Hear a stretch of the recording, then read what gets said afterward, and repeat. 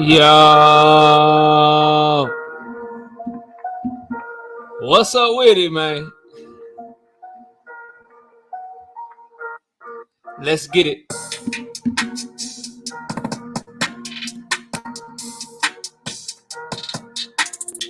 Smash the like button as you come in the building.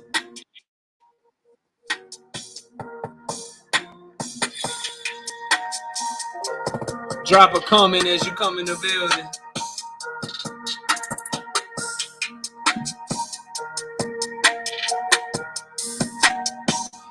If you got a social media platform, go ahead and share it on your social platform. Let them know Knockout is live right now, man.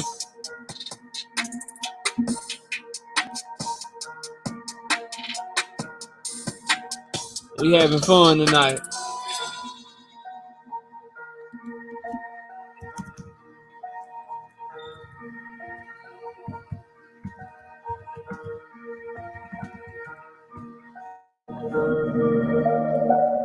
See y'all in the building, man. Run the likes up as you come in, man.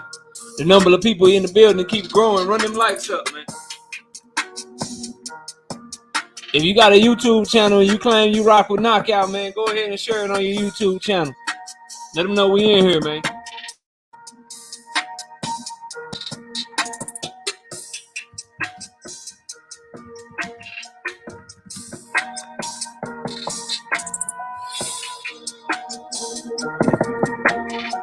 Also, please join the channel for access to exclusive content, man. I'm going to pin it in the chat for y'all, man. If you want to drop a super chat, y'all see the super chat button. If you want to drop a cash app, you see the cash app button. But if you can't do nothing else, at least do what don't cost you no money, man. Hit that like button. Throw a hook at the like button is what I'm saying. What I'm saying is jab the like button. What I'm saying is uppercut the like button. If you got a headbutt the like button, headbutt the like button. Just make sure that you give your boy a like when you get in the building, man.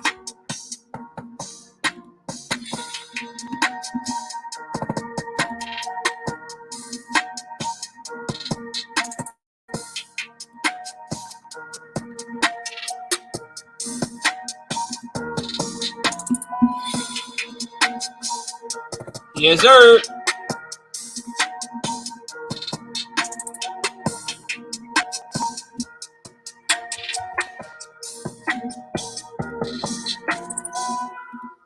Where my DJ G5 Gabe at, man? Get that speaker turned off. Where my DJ at, bro? Where my DJ go? There you go. Nah, that ain't him. Where he at, bro? He went missing on me. I found him though. Here we go. Let's get it. TKO Debate Series. We lit tonight. Y'all come through, man. Y'all know how we gonna show up and show out. See y'all all in the building.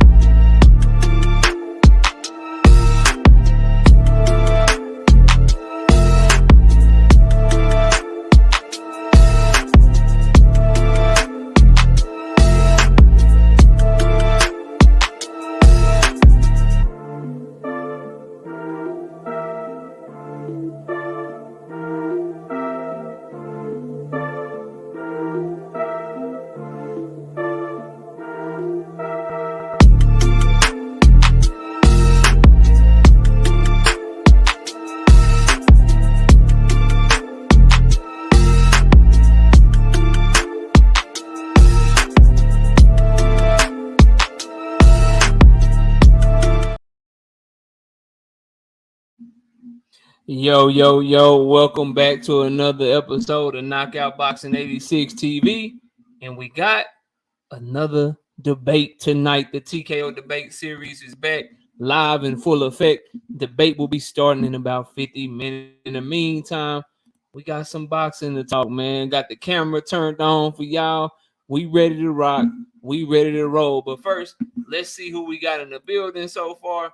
And let's see what's going down. First and foremost, we got Double Zeros in the building. Salute to you, Double Zeros. We got Daryl in the building. What's up with it, Daryl? CB3, Jafari Caesar. I see you, bro.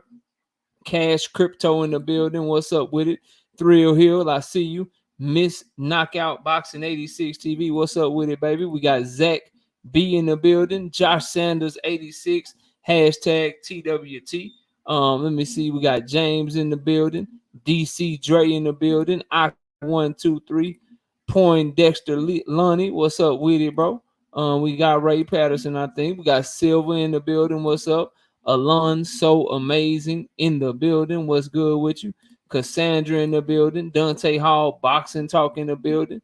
Juice in the building. I see you. What up with it, Juice? We got Jada in the building. We got Philly Zoe. What up with it, Philly Zoe? Salute to you, bro.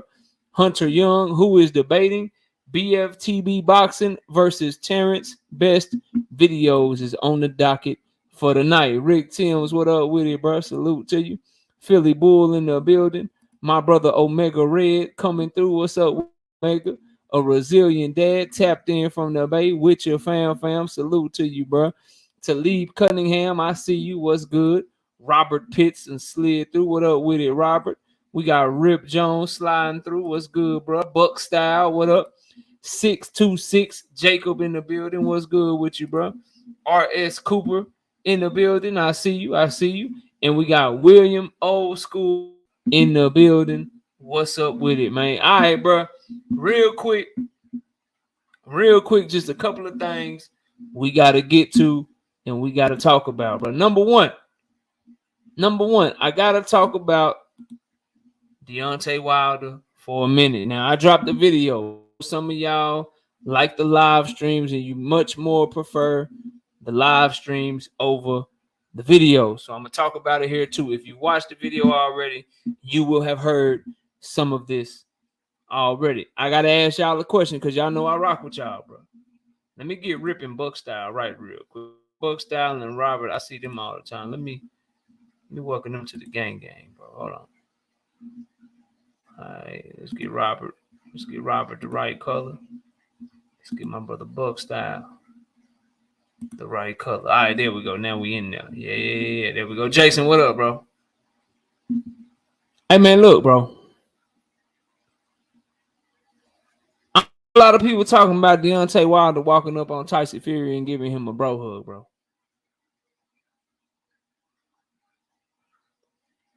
I don't see a lot of people talking about that. And I'm going to talk about it. See, Love, what up?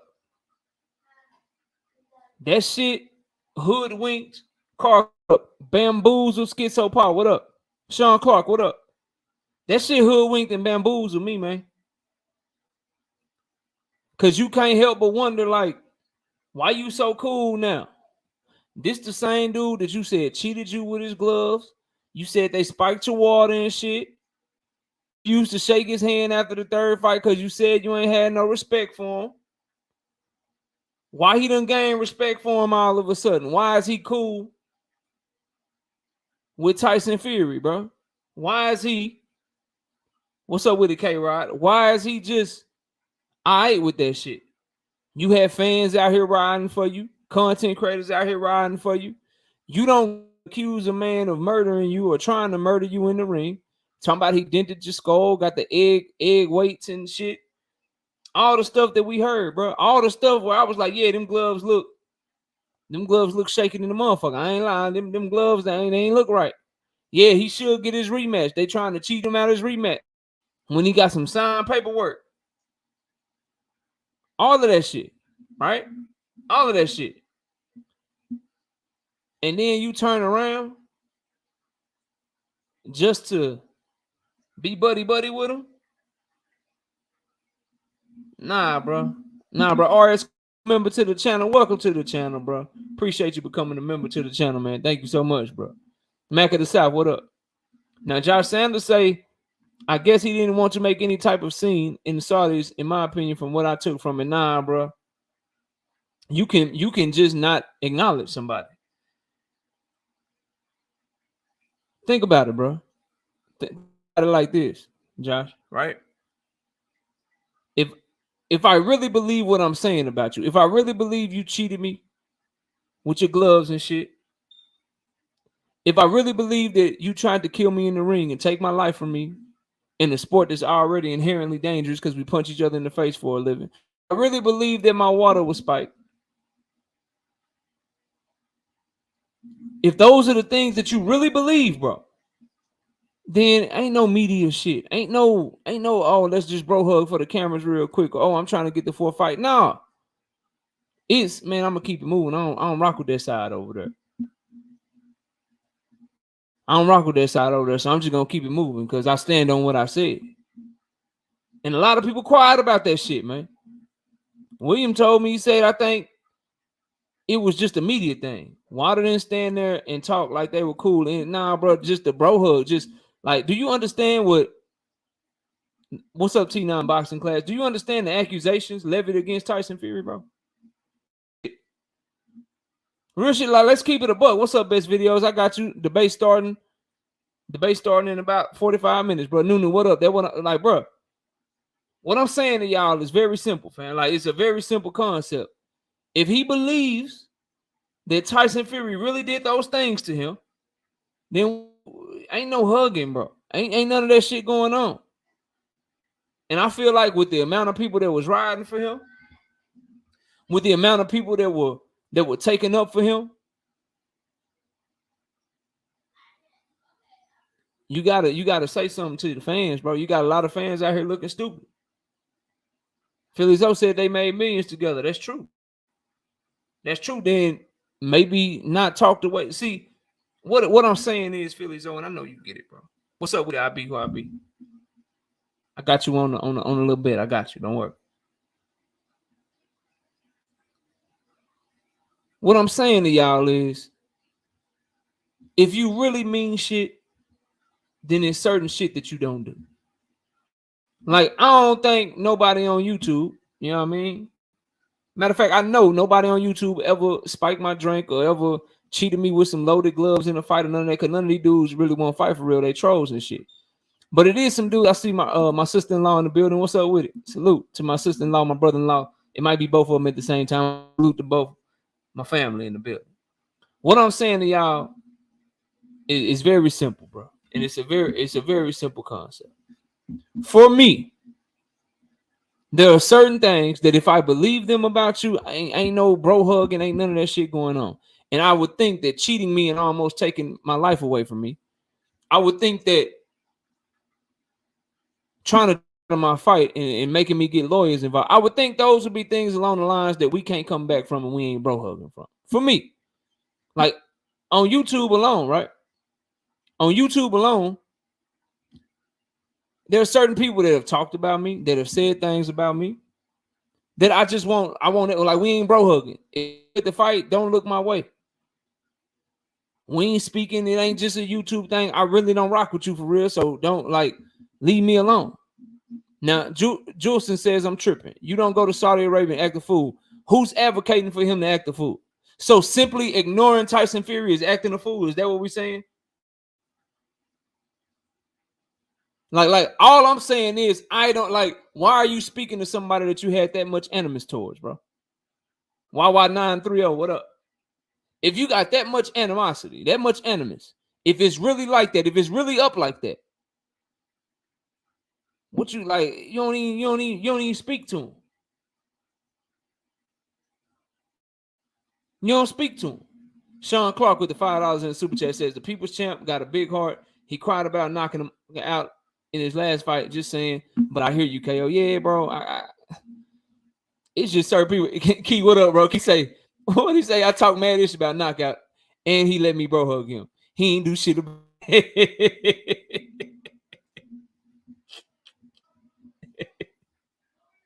You crazy, bro. You crazy, dog. Sean Carter, KO, you really about to cook the champ, or you trying to set up some smoke for after the debate? I mean, I ain't cooking them. I'm just this is just what I think, bro.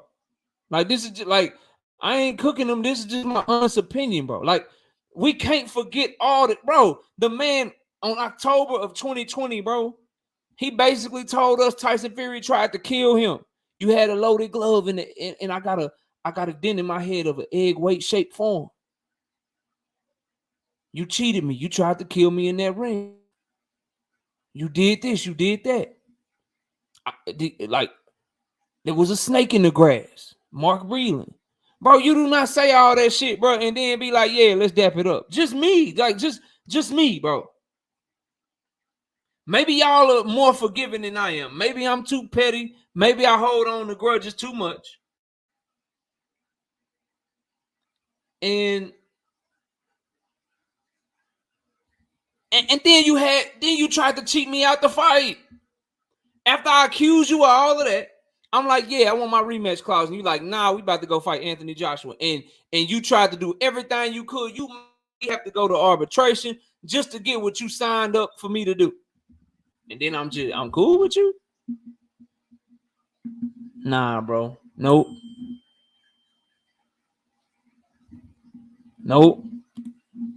Shout out to Tay Tay in the super chat with the $5. She say hashtag support.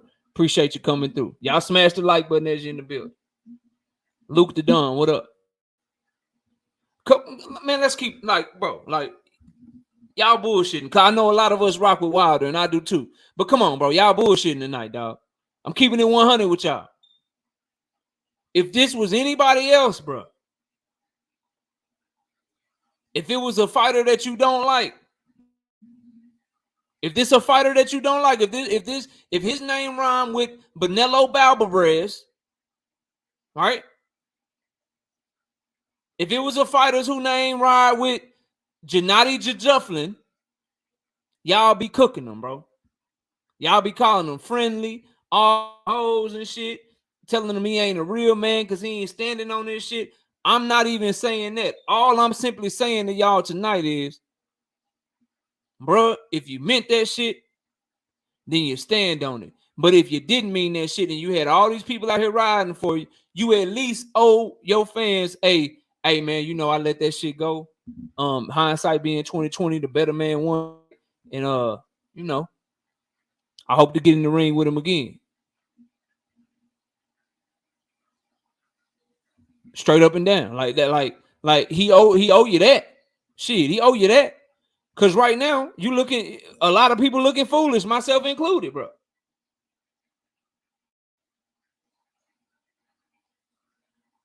Straight up and down, bro.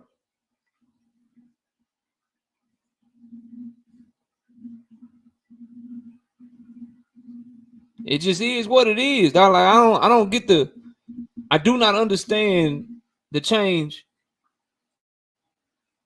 in energy, bro. I'm not doing it. I like it is what it is. Shout out Rick. He say, in KO, some folk feel Fury was mocking Deontay, low-key ridiculing him while pretending to greet him, etc. That's what I'm saying, bro. Like, it ain't even that though. Like, you already tried to cheat me out my bread, bro. I feel like you tried to cheat me in the ring too. I told you after we had a war of a fight of the year, I told you I ain't got no respect for you, bro. I'm not shaking your hand. I ain't got no respect for you. What did Tyson Fury do to bridge that gap is what I'm asking y'all tonight, bro.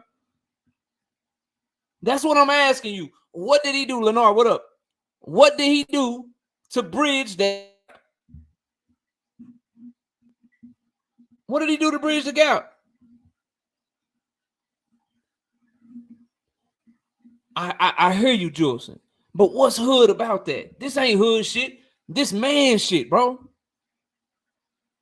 This ain't got nothing to do with being from the hood. This ain't got nothing to do with what area code you rep, what projects you from. None of that shit. All this has to do with, as a man, if I feel cheated by you, as a man, if I feel like you got one over on me, bro, like I'm good. Like, I wash my hands of you. And up until this Saudi Arabia trip where we saw him hugging Tyson Fury, that's what Deontay led us to believe he was doing with Tyson Fury. Don't shake my hand. Get away from me, bro. I still ain't got no respect for you. He ain't come up with no quotes after that. He didn't do an interview talking about bygones be bygones after that. All we saw was him bro hugging the man, dog. Says he addressed the situation with Fury years back, bro. He let that shit go. Well, I ain't hear him. I ain't hear him, bro. Drop that link for me, and I'll ease up. I don't like that shit. I ain't hear him ease up on nothing. The last thing I heard of the situation was when they fought in 2021. I think that was what? November, December? Was it August, September, some shit? It was in the fall of 2021. He told that man, I still ain't got no respect for you.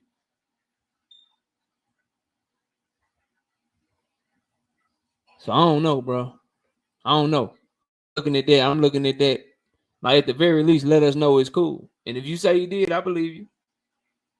T-Word said, KO, I think you viewing it like the homie who you talked up all school day and then 3 p.m. bro didn't scrap. Kinda, maybe. Maybe. Not even that. Like, you, like, it's the talking for me, T-Word. It's the talking for me. It's the accusations. It's all the things that he said about Fury in his camp and what he thought of Fury as a man. And if you truly believe that about somebody and you think that that's the type of man that they are and you have no respect for them, how did you gain respect for them in what seems to be like overnight is what I'm asking. How, like, what changed? Ted Cuisine said it's the principalities. I'm just saying, bro. I'm just saying, bro. Like what changed? Like this, like you gotta let, like, when you had people, bro. He had, dog, listen to me, bro. Real shit. The man had channels dedicated to calling Tyson Fury a cheater, big up in Deontay Wilder, and pushing the glove gate, the rematch clause, and all of that shit. And I was rocking with it because I'm a fan, bro. I'm not talking to y'all as a hater. I am one of the ones, bro. I was saying the gloves look funny. I was asking where Tyson Fury power came from. So you ain't talking to a hater when you come in here. I'm not, bro. Okay? Straight up. I was like, yo, fuck that, man. Hey, where's the integrity in our sport, bro? This man, Tyson Fury, signed up to fight Deontay Wilder a third time. He signed on the dotted line. He owed that man his rematch clause. Anthony Joshua can get the winner. Why shouldn't Deontay have a chance if he was able to get that man to sign on the rematch clause? He should have to honor his word. That was me. The videos are still up, so I'm not no hater, bro. But I'm saying after all that towing the line, for you to just waffle, and fall back like that? Nah, bro. I need you to at least, like, you can't just out the blue, oh yeah, I'm bro hugging. Like, you gotta warn a brother like me first, or I got questions. You gotta let me know, hey man, it ain't up like that no more. Like, we good, like, shit, you know. Hindsight 2020, the better man just won. Hindsight 2020, thorough investigation. After thinking about it for a long time, I just think, you know, if I can make some adjustments, I still think I can beat him. I want the 4th fight, but I hold no ill will towards him. I need to hear some shit. I'm not bashing him, bro. I tell you what, Juleson, I'm gonna ask you a question, bro. Real shit. I'm gonna ask you a question. Marcus, what up? You say integrity in boxing? Question mark, exclamation point, question mark, exclamation point, question mark, exclamation point. I feel you, bro. Ask you some real shit, Juleson, Nicholas. It's a question that I ask quite frequently, bro. It's a question that I ask quite often. Cause see, bashing, it mean hate, Juleson. It mean hate, bro. It mean hate. Like, if you bashing somebody, you hating on them, right? So I'm gonna ask you, this is a serious ass question, because I'm not perfect, right? I'm not running around this bitch acting like I know everything. but I feel like I tell the truth. And so I'm asking you, Jules and Nicholas, straight up and down, bro. Can you tell me what lie I've told since I've started this live stream, brother? He said, you're not a hater. Yeah, I know I'm not a hater. But bashing him, right? Bashing somebody, you hating on them, you're lying, right? So, Sheena, I see you in the building. What's up? So what I'm asking, bro, real shit.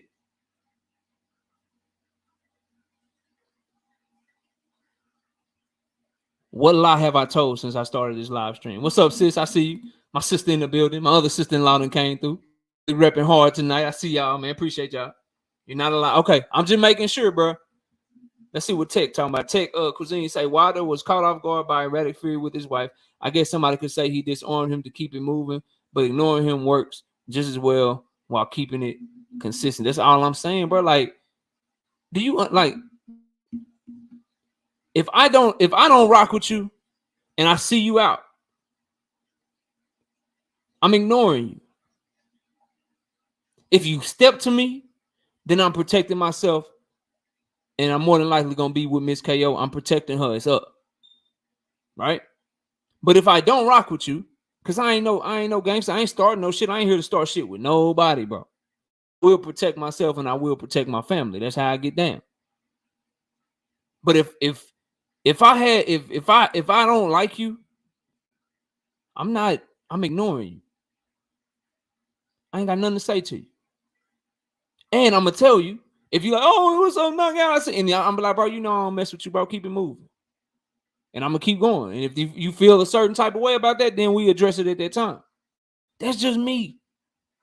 Maybe everybody ain't like that. Maybe you get in front of people, and if you don't like, you one of them people that, you know what I'm saying, like you don't like them, but you know, oh, we at a party, we, you know, it's a public event. Let me keep it cordial because I ain't trying to. Maybe that's you, bro. But me, like, I'm just like, hey, man, like, I'm keep, man, you know I don't rock with you, bro. Like, I'm like, go ahead, get that friendly shit out of here. Like, maybe it's a Texas thing, bro. I do not know.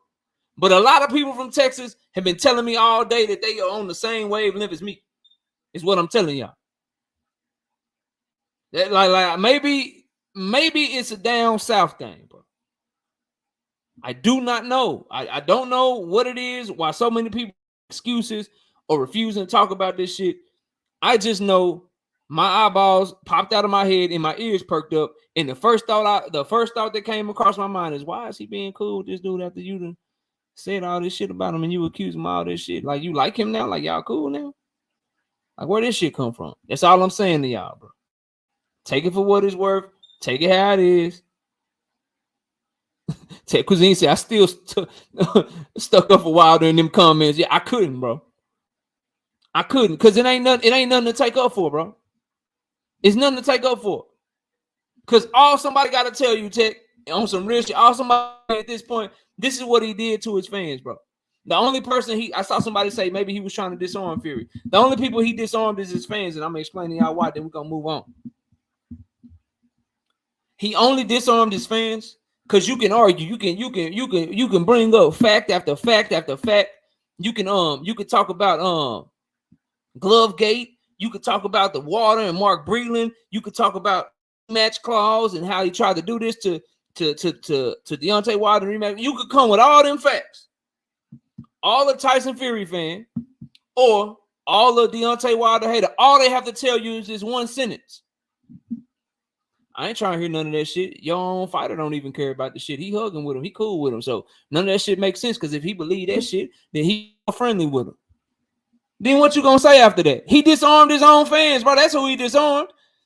If you get to debating the Tyson Fury fan on this shit, or a Deontay Wilder hater, or Deontay Wilder troll, somebody that just live their life to hate on them, if you get to trying to debate one of them and you come with all these facts and all these damn good little talking points that you think you got, and you talking your shit, they just be quiet the whole time, and then right when you get done, all they have to do is tell you, well, that shit can't be true because Deontay Wilder don't even care no more. If somebody really did all that to you, you really gonna hug him? Deontay Wilder don't even believe that shit. Or else, why is he cool with Tyson Fury now? That's all they gonna tell you, and you just gonna be sitting up there looking stupid, bro. That's what he did. That's what he did to me. What's up with it? Excuse my masculinity. Real shit. Now, if I'm wrong, tell me a comeback for that. Somebody right now in the chat, offer up a rebuttal to that. You in a debate with me right now. Arguing on behalf of Deontay Wilder. I tell you, hey man, I don't even know why you bringing that shit up. Deontay Wilder don't care, so that shit is moot. He's the one that he cool with Tyson Fury. So what you talking about? If I say that to you, what's your retort? What can you come back with, bro? Somebody give me a rebuttal for that statement. Let's play rebuttal. Let's play rebuttal KO. Somebody offer up a rebuttal, please, for that one statement right there. While y'all thinking of one, I'm gonna read the super chat from my brother Hunter on the Hunt with the $5 in the super chat. He say, "What up, knockout? Here but late. Going to have to start from the beginning later, but I know you cooking." I appreciate that. I appreciate that.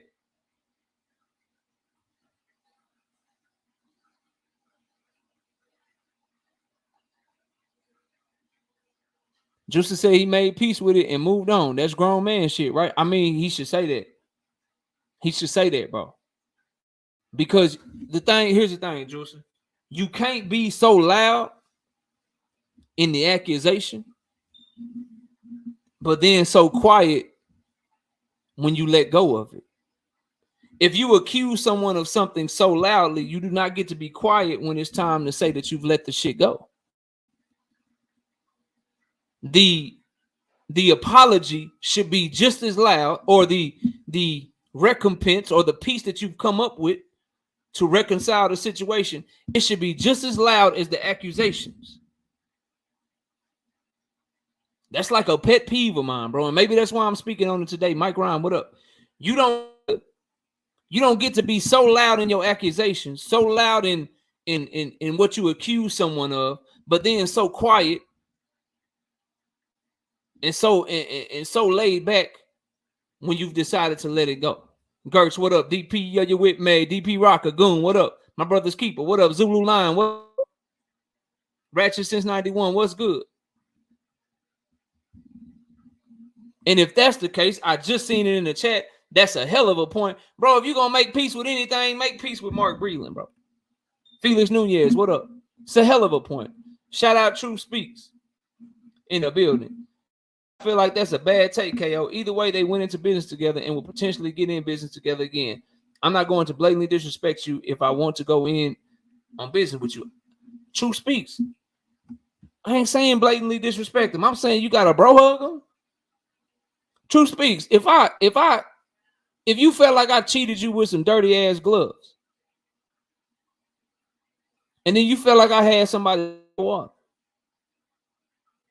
then you tried to get your rematch with me, and I made you go to arbitration just to get your rematch because I tried to duck your rematch to go do something else and just leave you in the win. If I did all of that to you, you bro hugging me, bro?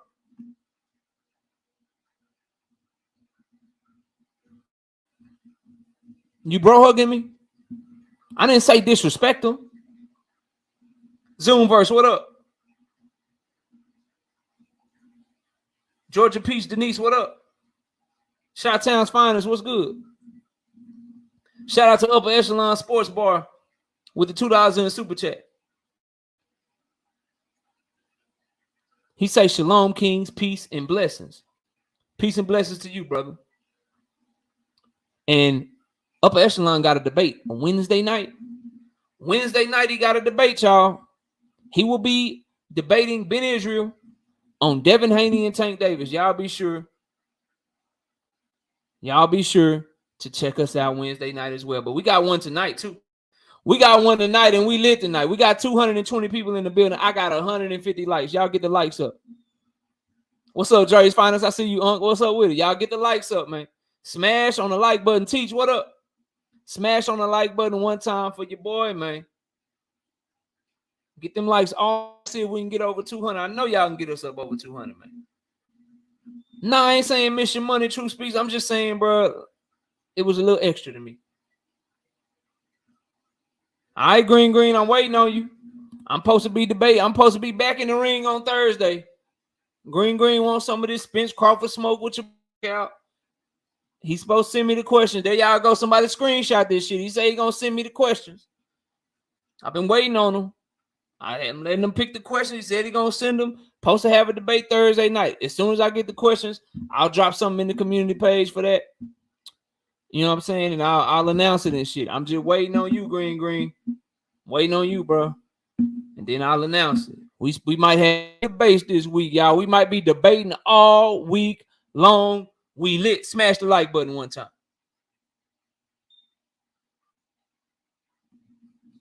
Smash the like button one time. Shout out my brother Teach. What Teach talking about, man? Teach say, I thought it was cool, but when you put it into perspective, I guess I wouldn't have hugged him either. Fury's brother also disrespect. Yeah, bro. That's what I'm saying, bro. You hugging dudes acting cool, and then like 5 minutes later, his brother like, man, he talked all that shit about my brother and then came over trying to hug my brother. He's a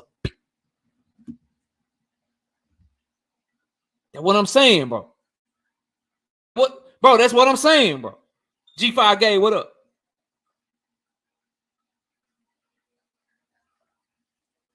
I know I ain't tripping. Y'all ain't gonna, man, ain't nobody gonna convince me I'm in here tripping because I know what I'm saying is real shit.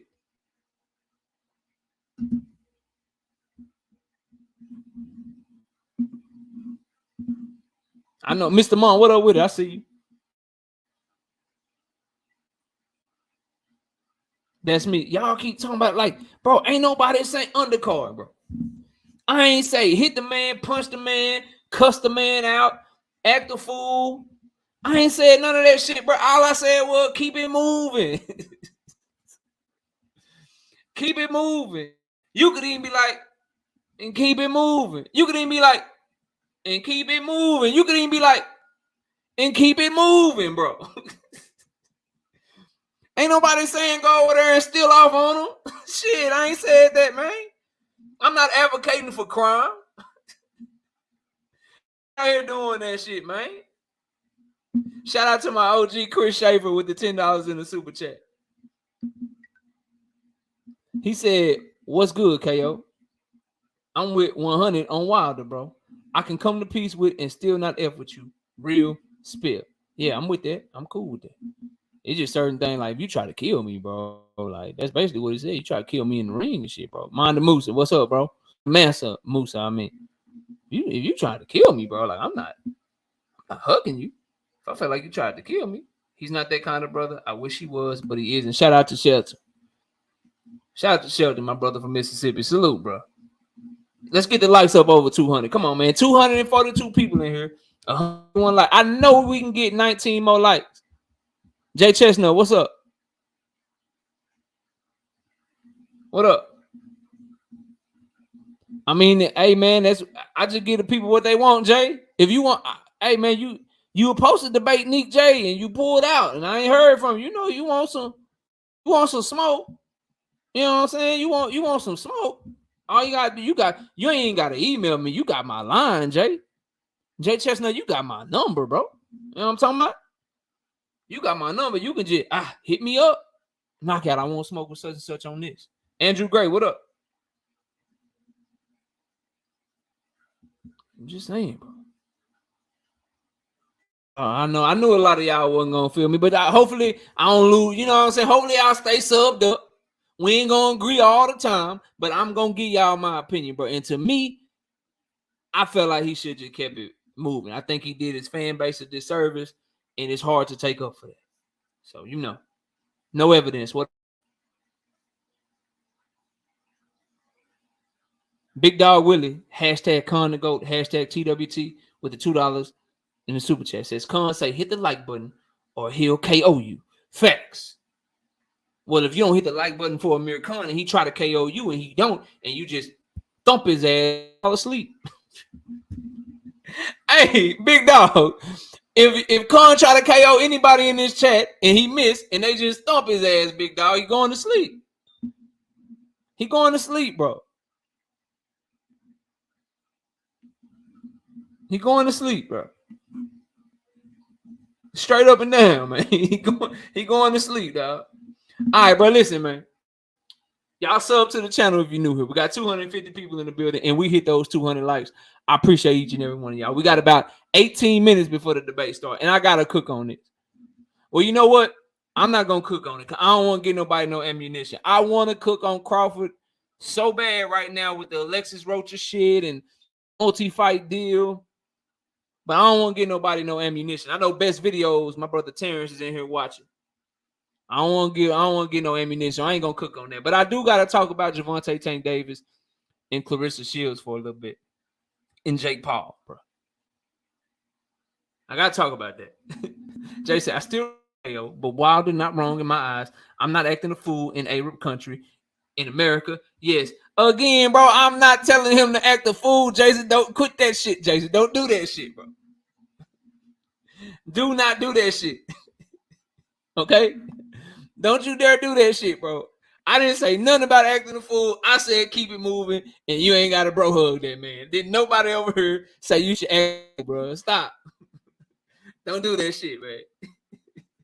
Don't do that shit. Jason, like, I'm gonna make my excuse. Let me type this shit. Let me see. Yeah. I ain't acting a fool either, KO. I'm with Wilder on this one. Even though I know you ain't say that shit. I know you ain't say he should act a fool, but I gotta find an argument somewhere because I can't really fuck with nothing you saying right now, KO. God damn, but let me type this shit down. Hopefully KO don't catch it. KO don't catch it. Sin. No, I caught that shit, man. Ain't nobody telling him to act a fool, man. Ain't nobody telling that man to act a fool, bro. Stop that shit, bro. Stop that shit, man. Hold on. Get him up out of here. If y'all don't want to do it, I will do it. I see somebody Pennzoil in my chat. Y'all get Pennzoil up out of here for disrespecting one of my brothers, bro. We don't know you like that for you to come in here talking crazy, bro. Who are you? Pennzoil is the name. Get Pennzoil up out of here, bro. If y'all haven't already, dog. Get him up out of my chat. All right, bro. Since I can't cook on Crawford, I'm gonna get out of that article. Okay, getting out of that article. You know what I'm talking about. And I'm gonna talk about Jason say with the $5 super. They said salute KO. I respect you 100. Now 100, bro. Much love, man. Yeah, that was his name. Take it was Pennzoil and disrespectful to my brother Jason. We don't do that. We don't do that. Look, bro. Gervonta Tank Davis. He was on one today, bro. He was on one today, all right? He don't like all the love that people are giving Jake Paul. And I think he deleted this shit since then, but he quoted one because Clarissa was kind of giving Jake Paul some respect and shit. And he used her as an example as like, yo, some of y'all, if a real boxer lose to a real fighter, then y'all shit on him and disrespect him. But if Jake Paul lose to a dude, you know what I'm saying, that's doing Fantasy Island, real world type, reality TV shows and shit, then y'all showing Jake Paul all this respect. Basically, in a nutshell. That's what happened, Slim. And Clarissa, she all for the smoke. I'm gonna read out what she said. Let me find it. I got the tweeter. I got the old tweeter right here, man. The old tweeter tweet. Cause she ain't letting nothing pass her, right? Respect that shit. Hold on. Shit.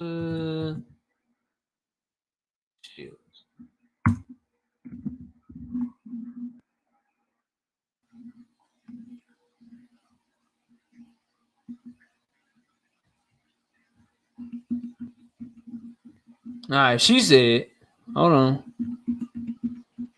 Let's go to the GWOT. Let's go to the GWOT's page. She told Tank, hold on. What she tell that boy? She told that man. She said, Lil Nick, you woke up today and chose violence, but don't play with me. I love your little ass. Let's keep it that way. It is best to leave the GWOT alone because GWOT knows secrets. She said, who mad? I complimented the losing ass month. I could go in on him, but I ain't. So move around, clown. Then she said, and Ed Gervonta, you ain't never seen me clown a boxer for losing or for being on the front page. News for outside ring shit. Never have I ever, and ain't gonna start now. So here's the thing, bro. Tank Davis was right that Jake Paul was getting too much love. But he was wrong for quoting Clarissa Shields, because the only people that I've heard Clarissa Shields clown for losing are the people that lose to her. So we good with that. If you talk shit to somebody you beat up, you talk to somebody you beat up, right? I'm cool with that. No issues. But she ain't never really went at fighters for losing. Like she ain't shit on Michaela Mayer for losing to Alicia Baumgardner. She ain't shit on Amanda Serrano for losing Taylor. So you know that's cool, bro. Like she only shit on you when she beat your ass. She only shit on you when she beat your ass. But I must say, I do find it confusing, and I do think that Tank Davis is right in his overall message is like, where all this credit coming from for Jake Paul, bro?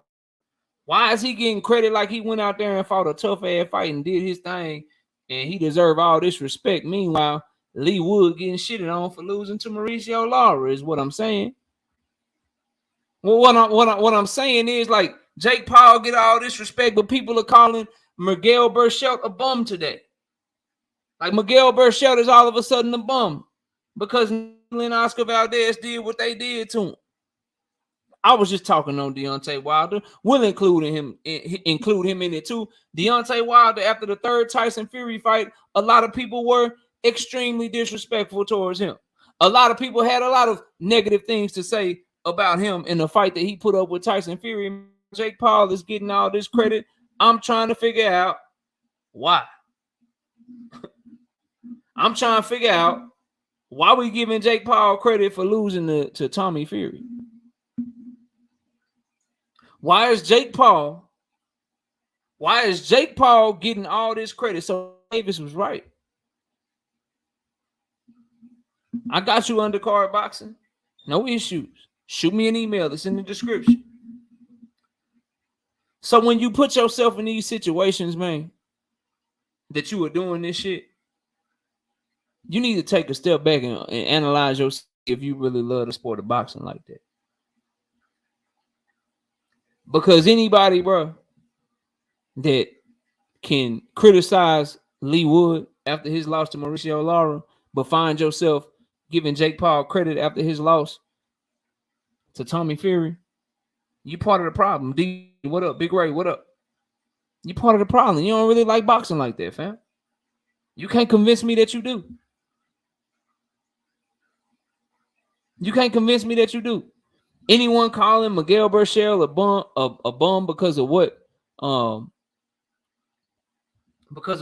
Oscar Valdez did to him, or anyone calling Hector Luis Garcia a bum because of what Tank Davis did to him, or you want to call Jorge Linares and George Kambosos, if all these fighters got to be bummed when they lose to the elite, but then you turn around and you give Jake Paul credit, like you part of the problem. You part of the problem, which is why, to teach his point, you can't find a video of me covering the Jake Paul fight. I don't do Jake Paul fight predictions. I feel like it's laughing at my sport.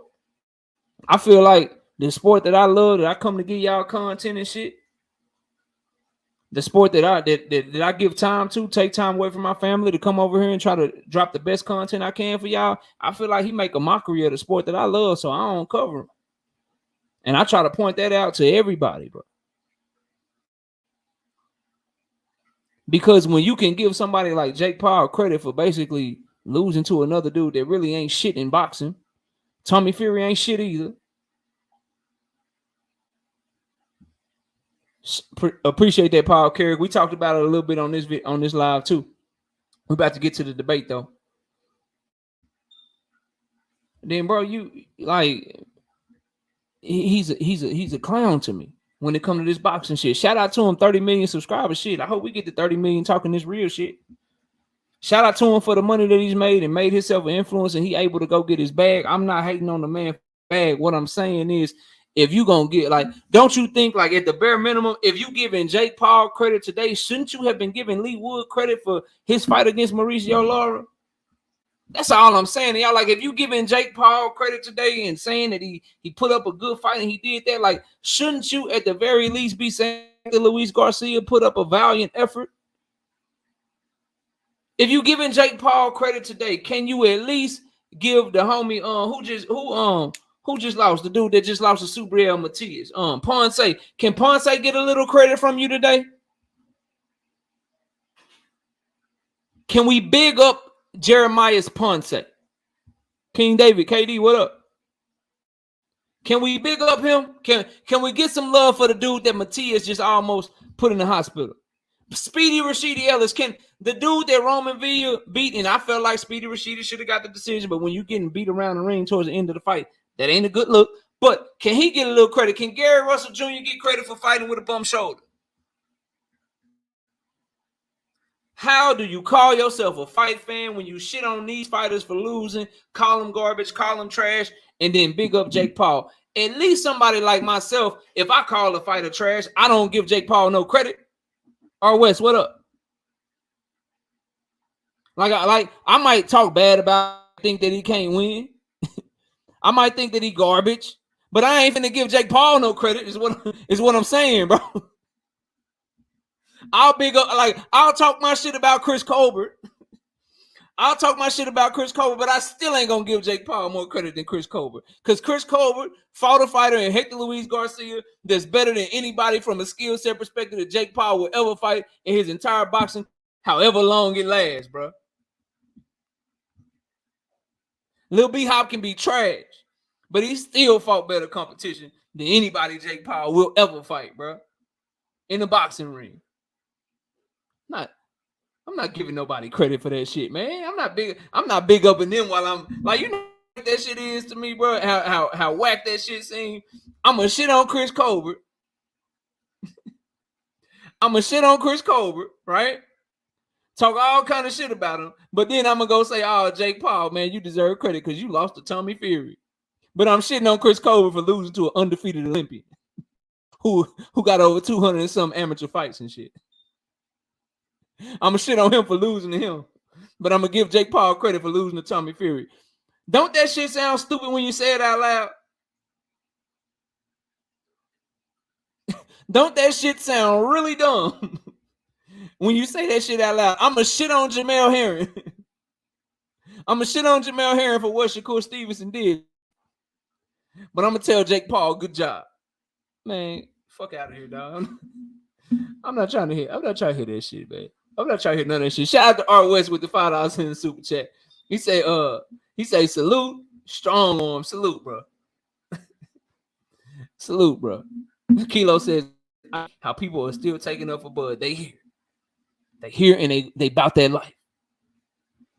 And we ready to get started. We 5 minutes from the debate. If you are participating in the debate, please come up to the background. Anyone who would like to judge, please let me know. I am short one judge, so I do need a judge. Just one. I'm a person judging. I need another judge. If you are participating in the debate, Terrence Best Videos, BFTB, Kwame, I need y'all up here. ASAP Rocky. I got you, Terrence. I got you. Hold on. Let me drop this link. Y'all still join the channel. Upper Echelon is going to judge. All right, Upper, you hop on the link when I drop it. We got to judge it. We good. Let me unpin it.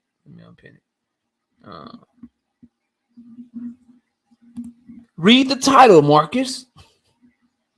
Marcus, read the title, bro.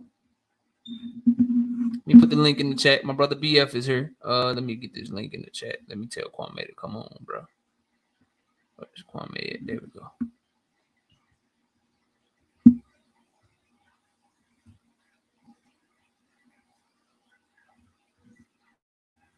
All right, let me drop this link for Terrence.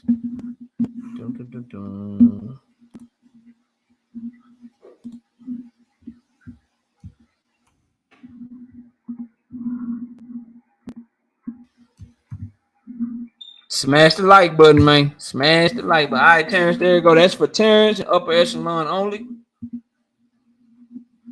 That is for Terrence and Upper Echelon only. All right, Kwame just texted, say, okay, he on his way. So that link is for Terrence Best Videos and Upper Echelon only. Please kindly do the needful and hop on up, fellas. Mark said I scrolled right through and I just read BFTB versus Terrence. I got you, bro. Don't worry, I got you. Jerome King, what up, bro? While I'm waiting on everybody to join before I bring them up, let me do this because this is slow. This slows down shit for some reason. Let me get this offer here. Let me get this offer here right there. Boom. All right. Rules of the debate, same as always. Each debater will have 10 minutes for the opening statement. They'll have 5-minute rebuttals. I've to use the whole 10 minutes. And they're doing the same questions from Thursday. We gave Terrence the same questions. He gonna come with it, and he ready to go. I got BF in the background. I got Upper in the background. I got Terrence in the background. Just waiting on Kwame, and he said he is on his way. While I'm waiting on Kwame, I'm gonna go ahead and bring the brothers up, and let them, and then they opening words to it. Let me get everybody. Terrence, you got a lot of background noise, brother. Terrence and Upper Echelon are both in the dark. Y'all can Upper, you can turn your camera off if you want to, bro.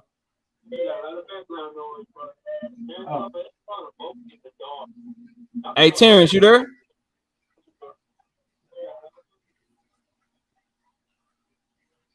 Terrence, you there, bro? Outside smoking this J real quick. Can't do that shit in the house. Already, ain't nothing wrong with that. Hello? Terrence, can you hear me?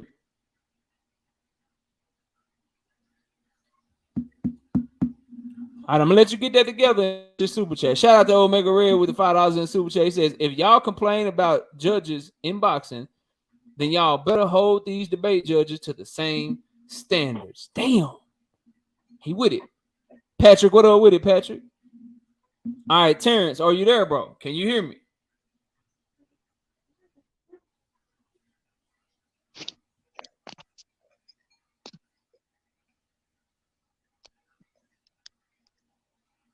Terrence? Yo, yeah. All right, cool, man. Okay, what can the people expect from you tonight, man? What type of performance you putting on tonight, bro? Knockout performance, man. What's the name of your show, bro? Already. All right, let's go to BFTB. BFTB, what can we expect tonight from the Grave Digger, man? Man, you know what the fuck's gonna happen, dog. Man, let's get to you. Everybody knows what's gonna happen, bro. Let's just get to it, dog. All right, let me go to my brother Kwame. Kwame, what are you looking for as a judge, man? How can these guys win your vote tonight, man? It's always, come with the facts, come with the heat. Also your delivery. Delivery is huge, man. You gotta. I mean, even if I don't agree with you, if you can convince me, man, you got a better argument than my opinion, you're gonna win. Already. Let me go to my brother Upper Echelon. Upper, what you looking for? Your first time judging, man. So you judging, then you backdooring, you debating on Wednesday. He said he gonna make his presence felt on the debate on the TKO Debate Series this week. Upper, what you looking for as a judge, man? What can we expect from you? First thing, this is a debate, so I want the fighters to articulate so we can understand what they're saying and stick to the question. Don't take me all the way around the bush just to come back down the street. You feel what I'm saying? Stick with the questions and stick to facts. If you're lying, I'm gonna take it off of you. No lying. You gotta be straight facts. Not no thing that you theorize and not your opinion, but facts. And you do that, you good with me. All right, Terrence. I'm gonna let you call it in the air, man. Do you want heads or tails, man? Tails. All right, bet. Let's flip the coin. It landed on tails. Terrence, who do you want to go first? I'll go first.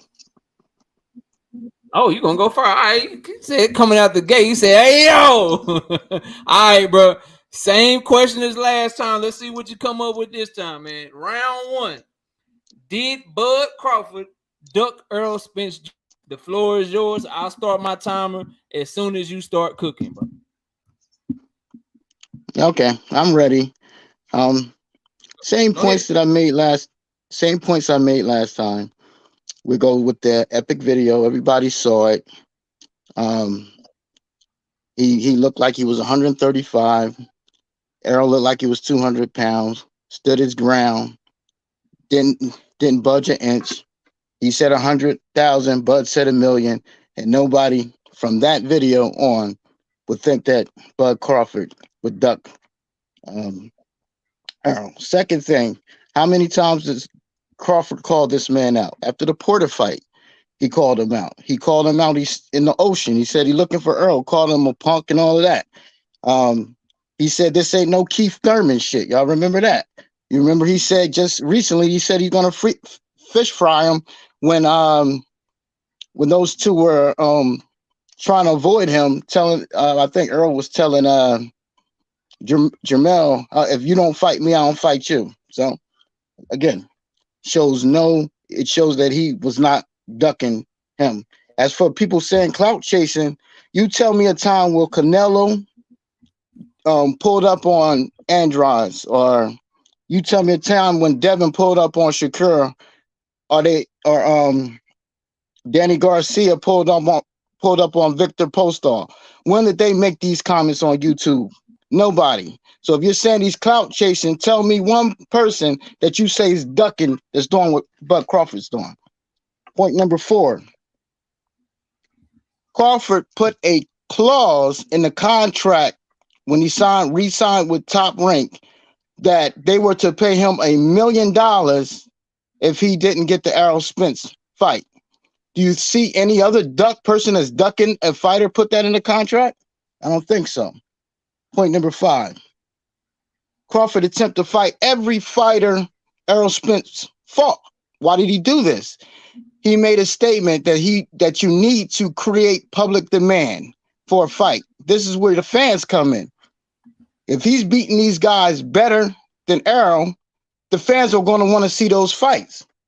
He sent the contract to Danny, decline. Thurman, decline. Knocked out Kell, knocked out Porter. That's why the fans want to see this fight, because he put the demand out there. Does that sound like a man that's ducking? Point 6. Terence left Top Rank and became a free agent. Yes, he left Top Rank to become a free agent. Why? Because he wanted this fight. He wanted to fight this man. Why else is he going to leave getting those nice guaranteed paydays? No, he wanted to chase greatness, legacy. That's why he did that. Point 7. Terence petitioned he petitioned the WBA and the IBF to become mandatories for Errol Spence. Again, does that sound like a man that's ducking? Point 8. He agreed to 35% and no guarantee. Now let's look at this 35%. It's based on a house of cards, pay-per-view numbers from people that have no accountability. None. Do we know if these? We've already seen that these pay-per-view numbers have been exposed. Now they're going to ticket sales.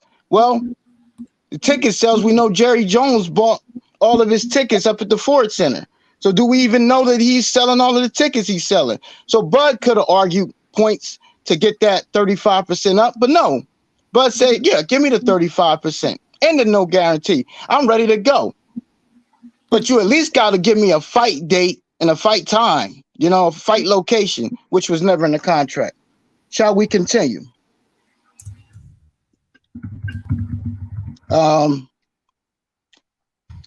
He asked for reasonable modifications in the contract. Like I said, he needed a fight date, he needed a location, and he needed approval of expenses. Why did he need the approval of expenses? Because he didn't get a guarantee. Every other fight Errol fought, him and the guy got a guarantee. Why is it different with Bud? That's why I'm writing this book, Bud Rules. Okay, let's continue. Point 11. Mayweather on 10-8, 10-7, whatever. He said the fight isn't happening. We all know that Mayweather has said in the past that him and Al Heyman are partners of some sort. Who knows? However, when he said the fight wasn't happening, we didn't hear Errol Spence come out and say the fight wasn't happening. No, he didn't. I mean, I'm sorry, we didn't hear Errol Spence come out and say the fight wasn't happening. Right? He didn't say anything. I didn't hear him. Did he call? Did Errol call Al Heyman? No. Did he call Tim Smith? No. Did he tweet about it? No. Did he do anything? No, he didn't do anything because he's a coward. He was scared of Bud. But that's on another subject. But I'm saying that's definitely not Bud being a duck. Okay, let's continue here. Bud went to Aaron and Al and said, "No, we got 25 million in a hedge fund." Why is he talking to a hedge fund about this fight if he's a duck? Why even do it? Why even do it? He went to them both and said, "I got 25 million," and neither one of them will reach out to the hedge fund. They said, "Oh, he didn't tell them who it was." Well, pick up the phone, give him a call. Maybe it was the disclosure reasons. You didn't care. You know what? Errol didn't care because he didn't want the fight. But anyway, we know Bud's not ducking. Why would you come up with 25 million to duck somebody? Come on. He'd offered a sit down with Errol and his lawyer to iron this out. Sit in a room, let's get it done. What duck does that? What duck? Does Canelo do it? When he was ducking Andre, did he want to sit down in the room and talk to somebody? No, he don't want to mention it. Come on, man. He ain't no duck. Y'all know Terrence Crawford's not a duck. He's trying to sit down and make a deal with these guys. And finally, hold up. Hold on. I'm sorry. Hold on. I'm gonna play it. Here's the final proof that he's not a duck. I'm gonna play this. Hold on. Come on, boy. Skip this right here. Let's skip this. Let's get this up. Let's let the people hear this. This is. Come on. Wait. Where's my sound at? Come on, sound. Why you ain't playing sound? Oh, you. Where's my sound? Come on. Why is this sound?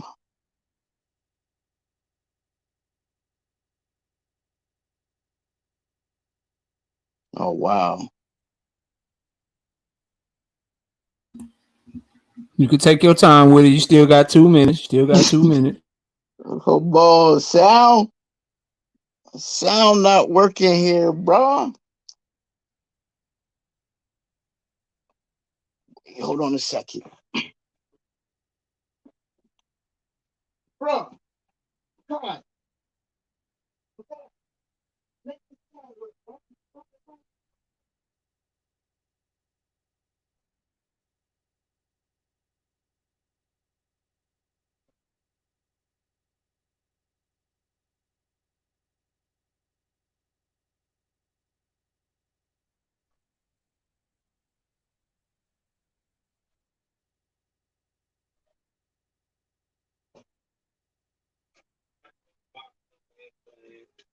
All right. Got my setting to fix it. Hopefully I got time. Hold on. Let's get to it. You got a minute. Hey, you got a minute. Do your thing. You got a minute. Hopefully I got time. Hold on. You got to turn your YouTube off, though. You got to turn your YouTube off. We can hear YouTube in the background. You got to turn the YouTube off. Hold on. Oh, man. You got to turn your YouTube off, though. You got to turn your YouTube off.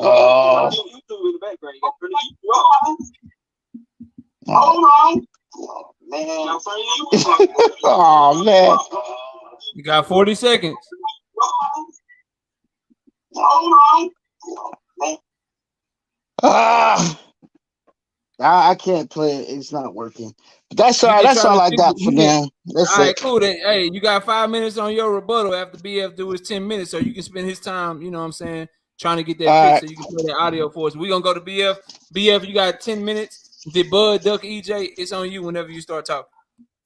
Man, hell yeah, Bud ducked Errol Spence, man. I don't know what the fuck this nigga talking about. This nigga started at 1, ended up to 30, went to 4, went to 4, went to 5. I don't know what the fuck this nigga talking. But listen, bro, bottom line, Terence Crawford been ducking Errol Spence for a very long time. But niggas just didn't know it. All right? You didn't know it because you were gassed of what Terence Crawford was presenting when he's beating up these bum-ass niggas. The man moved up, could have fought Errol Spence. He could have became this man's mandatory from the jump. That's from the jump. Move everything to the side. All right. You fought Jeff Horn in the exact same month. Fuck the same month. You fought Jeff Horn a week after Errol Spence fought Carlos Ocampo. A week later. You fought Jeff Horn a week later. You did not have to fight Jeff Horn. You could have fought Errol Spence. You could have became his Mando, talking all this goofy ass shit about, oh, I want to do this. And you didn't want to do nothing. He been ducking this man from the jump.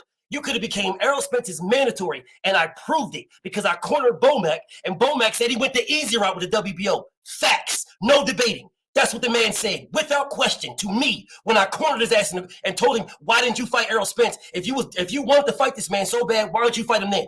The man, oh, we went the easy route, went the WBO route, the easy route. Okay, you did that, which proved to the world that you was ducking Errol Spence, you was clout chasing, using this man's name. That's to start out with. Before that, BFTB was always saying, okay, EJ, well, what is the WBA? What season is the WBO strap? If you want all the belts, what season is that? What season is it? I'm going at the man. Errol said, listen, bro, we can do 60-40. Now, pause. In any fight, there is one thing that will hold it up, the bag. That's the bag. This man, Terence Crawford, is on record telling the world that he don't care about the money. The people that ask for the money are, they want all this money. They're the ones that don't believe in their skills, blah, blah, blah, yada, yada. He's on record saying this. Facts on record before Errol Spence said, we can do 60-40. But mysteriously, as soon as Errol Spence gives him a number, we can do 60-40, all of a sudden, 50-50 or no fight. All of a sudden, his accolades didn't matter before that. There isn't a nigga in here watching me right now that will talk about Terence Crawford's accolades before Errol Spence said we can do 60-40. No one. Not one person here. Matter of fact, no one mentioned accolades about nothing. No one talked about accolades. Accolades wasn't a thing. Undisputed didn't matter at a different weight class. That shit didn't matter. There were several fighters that were undisputed that didn't get 60-40. To include Usyk, all these other motherfuckers. Usyk didn't get none of that shit. But mysteriously, all of a sudden, after Errol Spence says we can do 60-40, which, by the way, is a champion split. All right? That is not a motherfucking some bullshit act. That's a champion split. You give that when you showing a fighter respect. Yeah, because that's what Deontay Wilder wanted to fight Anthony Joshua. He was going to accept 40% to fight that man. That's a respectable offer for champions. He gave it to him from the jump. No maneuvering around, no haggling, no crying and bitching about shit. I gave it to you from the jump, 60-40. From the jump, the nigga said 50-50 or nothing. After telling the world he don't care about the bag. Oh, nobody cares about the bag, blah, blah, blah, yada, yada. Pause. Goofball brings up, oh, that interview that, he told Errol to his face, and Errol weighed 200 pounds, which he didn't. Oh, Terence Crawford looked like he weighed 135 pounds, which he didn't. But he brings that up.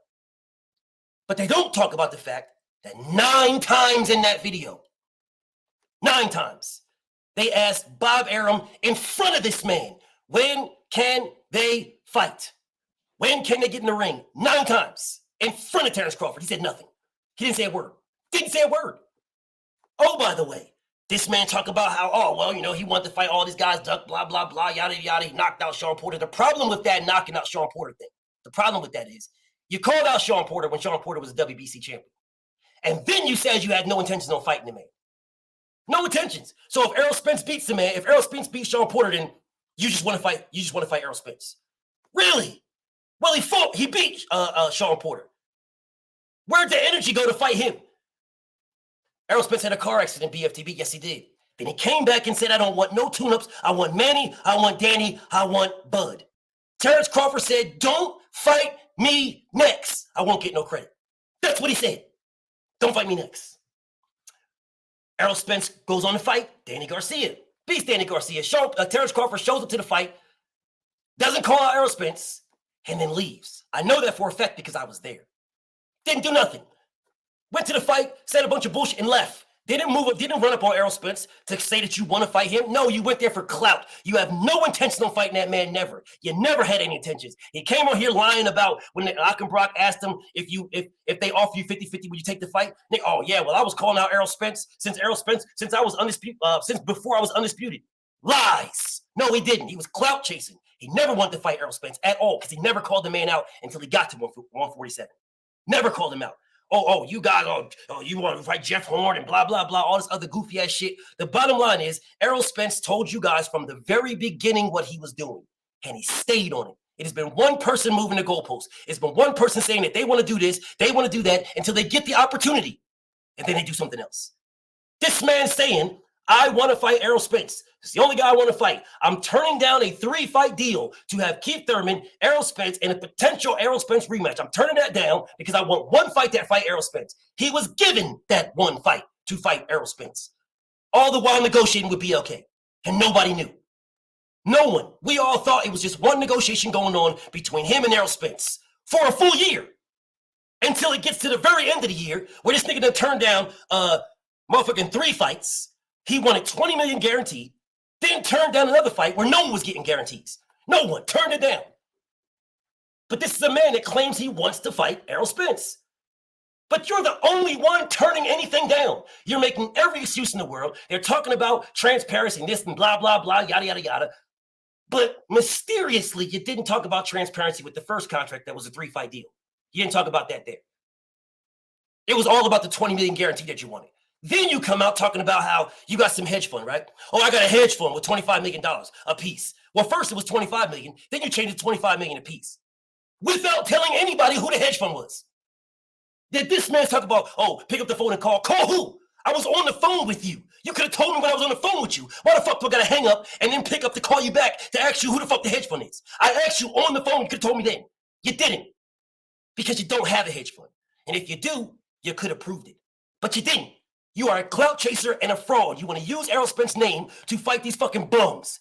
Now, the man saying, oh, well, I'm waiting for EJ to spin the block with a D. I'm waiting for EJ to spin the block. It just came out today that you are fighting Alex Rocha and y'all have been in talks already. Why the fuck are you in talks to fight another fighter if all you want is to wait for Errol Spence to spend the block? You don't want to fight this man. You've been ducking this man for years and years. You don't want to fight him. You want zero smoke with this man whatsoever. Matter of fact, you don't want to smoke with nobody. You are ducking everybody. How ironic that the WBO, a little bit off topic, but how ironic the WBO mandates Rocha as soon as Jerron Boots Ennis falls out of the rankings. Off topic, but I'm just saying, it's an irony, right? It's an irony. The WBO mandatory is not supposed to be called until April. They called that shit 2 months early because Boots is now out of the rankings. How ironic. Whatever about all that. The bottom line is this man has been ducking for a very long time. A very long time. You don't want to fight Errol Spence at all. You want to use Errol Spence's name to fight bums to build your fights. You have no intentions on fighting that man, and the proof is in the pudding. Because you had all this time to negotiate, and I'm going to negotiate this, and I'm going to negotiate that, and I'm negotiating this, but you make a fight on BLK with some bum-ass nigga Ambrosia just like that. No ifs, ands, no buts about it. No transparency. You don't need to see the books. You don't see nothing. You got paid a number, supposedly a number that you've never told. And I would challenge somebody to tell me ever when Terence Crawford said he made $10 million. I've never seen him say it ever. But whatever. So supposedly you got $10 million, supposedly, from BLK. You never talked about transparency. You never asked for nothing but $10 million. Well, you was getting $15 million, a little bit less. $15 million to fight Errol Spence and Keith Thurman and potentially an Errol Spence rematch.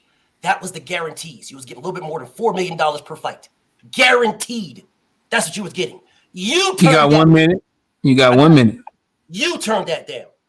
That doesn't sound like anybody that wants to fight anybody. If I am turning down offers, I am turning down contracts. If I'm turning down what you are giving me, I don't want it. That's how that works. I don't want it. Or I'm going to tell you exactly what I want. I'm not going to be all murky and fucking have this ambiguity all over the place and just everything you offer me, I say it ain't good enough because I don't want it. Or I can specifically tell you exactly what I want and you can meet what I want to make the fight. You never told anybody. I caught what you heard behind the scenes. But again, I'll keep it to myself. But I caught that shit, so I knew what it was. All right. But you don't want it because you're not telling the people. You have no problem jumping on Twitter, doing all this Twitter finger shit to everybody. You have no problem. But you have yet to tell the world what you want. Have yet to tell the world.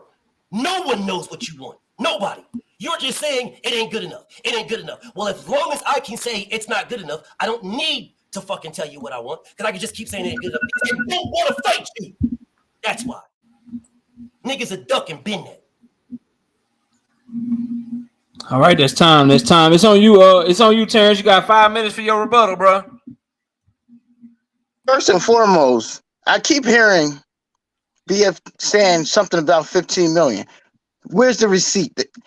When Terrence went on, he said he didn't offer any guarantee at any time. Steven Espinosa never said that they offered him 15 million. Where does this 15 million come from? I want a receipt. That's the first thing. Let's go to what he said in the beginning with the WBO route. Okay, so first of all, I didn't know BF believed in Bo Mack so much. He didn't believe when Bo Mack said that Bud Crawford would beat the shit out of Errol Spence, when Bo Mack said that he ain't changed and he's the same fighter. But anyway, I guess now we believe in Bo Mack. But well, let's talk about this easy route. This easy route wasn't easy, was the only route. Let's look at if he goes the IBF route. If you look at the IBF at that time, you had Eudanis Ugas, Jesse Vargas, and I believe you had Donovan something, right? So through that whole time, and then there was some dude named Carrillo. That man is still on the damn list. He was on the list back then. He's still number one on the list. So just because and also BF on his own channel said that Bud Crawford was absolutely nothing without that belt, without that WBO belt. And I agree that if he didn't get that belt, Spence would have got those 4 belts and been on his way. But thank God he did get that belt, because without the belt, BF, you're absolutely right. He wasn't nothing. So if he would have went to the IBF without that belt here, because he didn't have a belt at the time, you think they would have made him the mandatory for Errol Spence? You think he would have jumped Ocampo?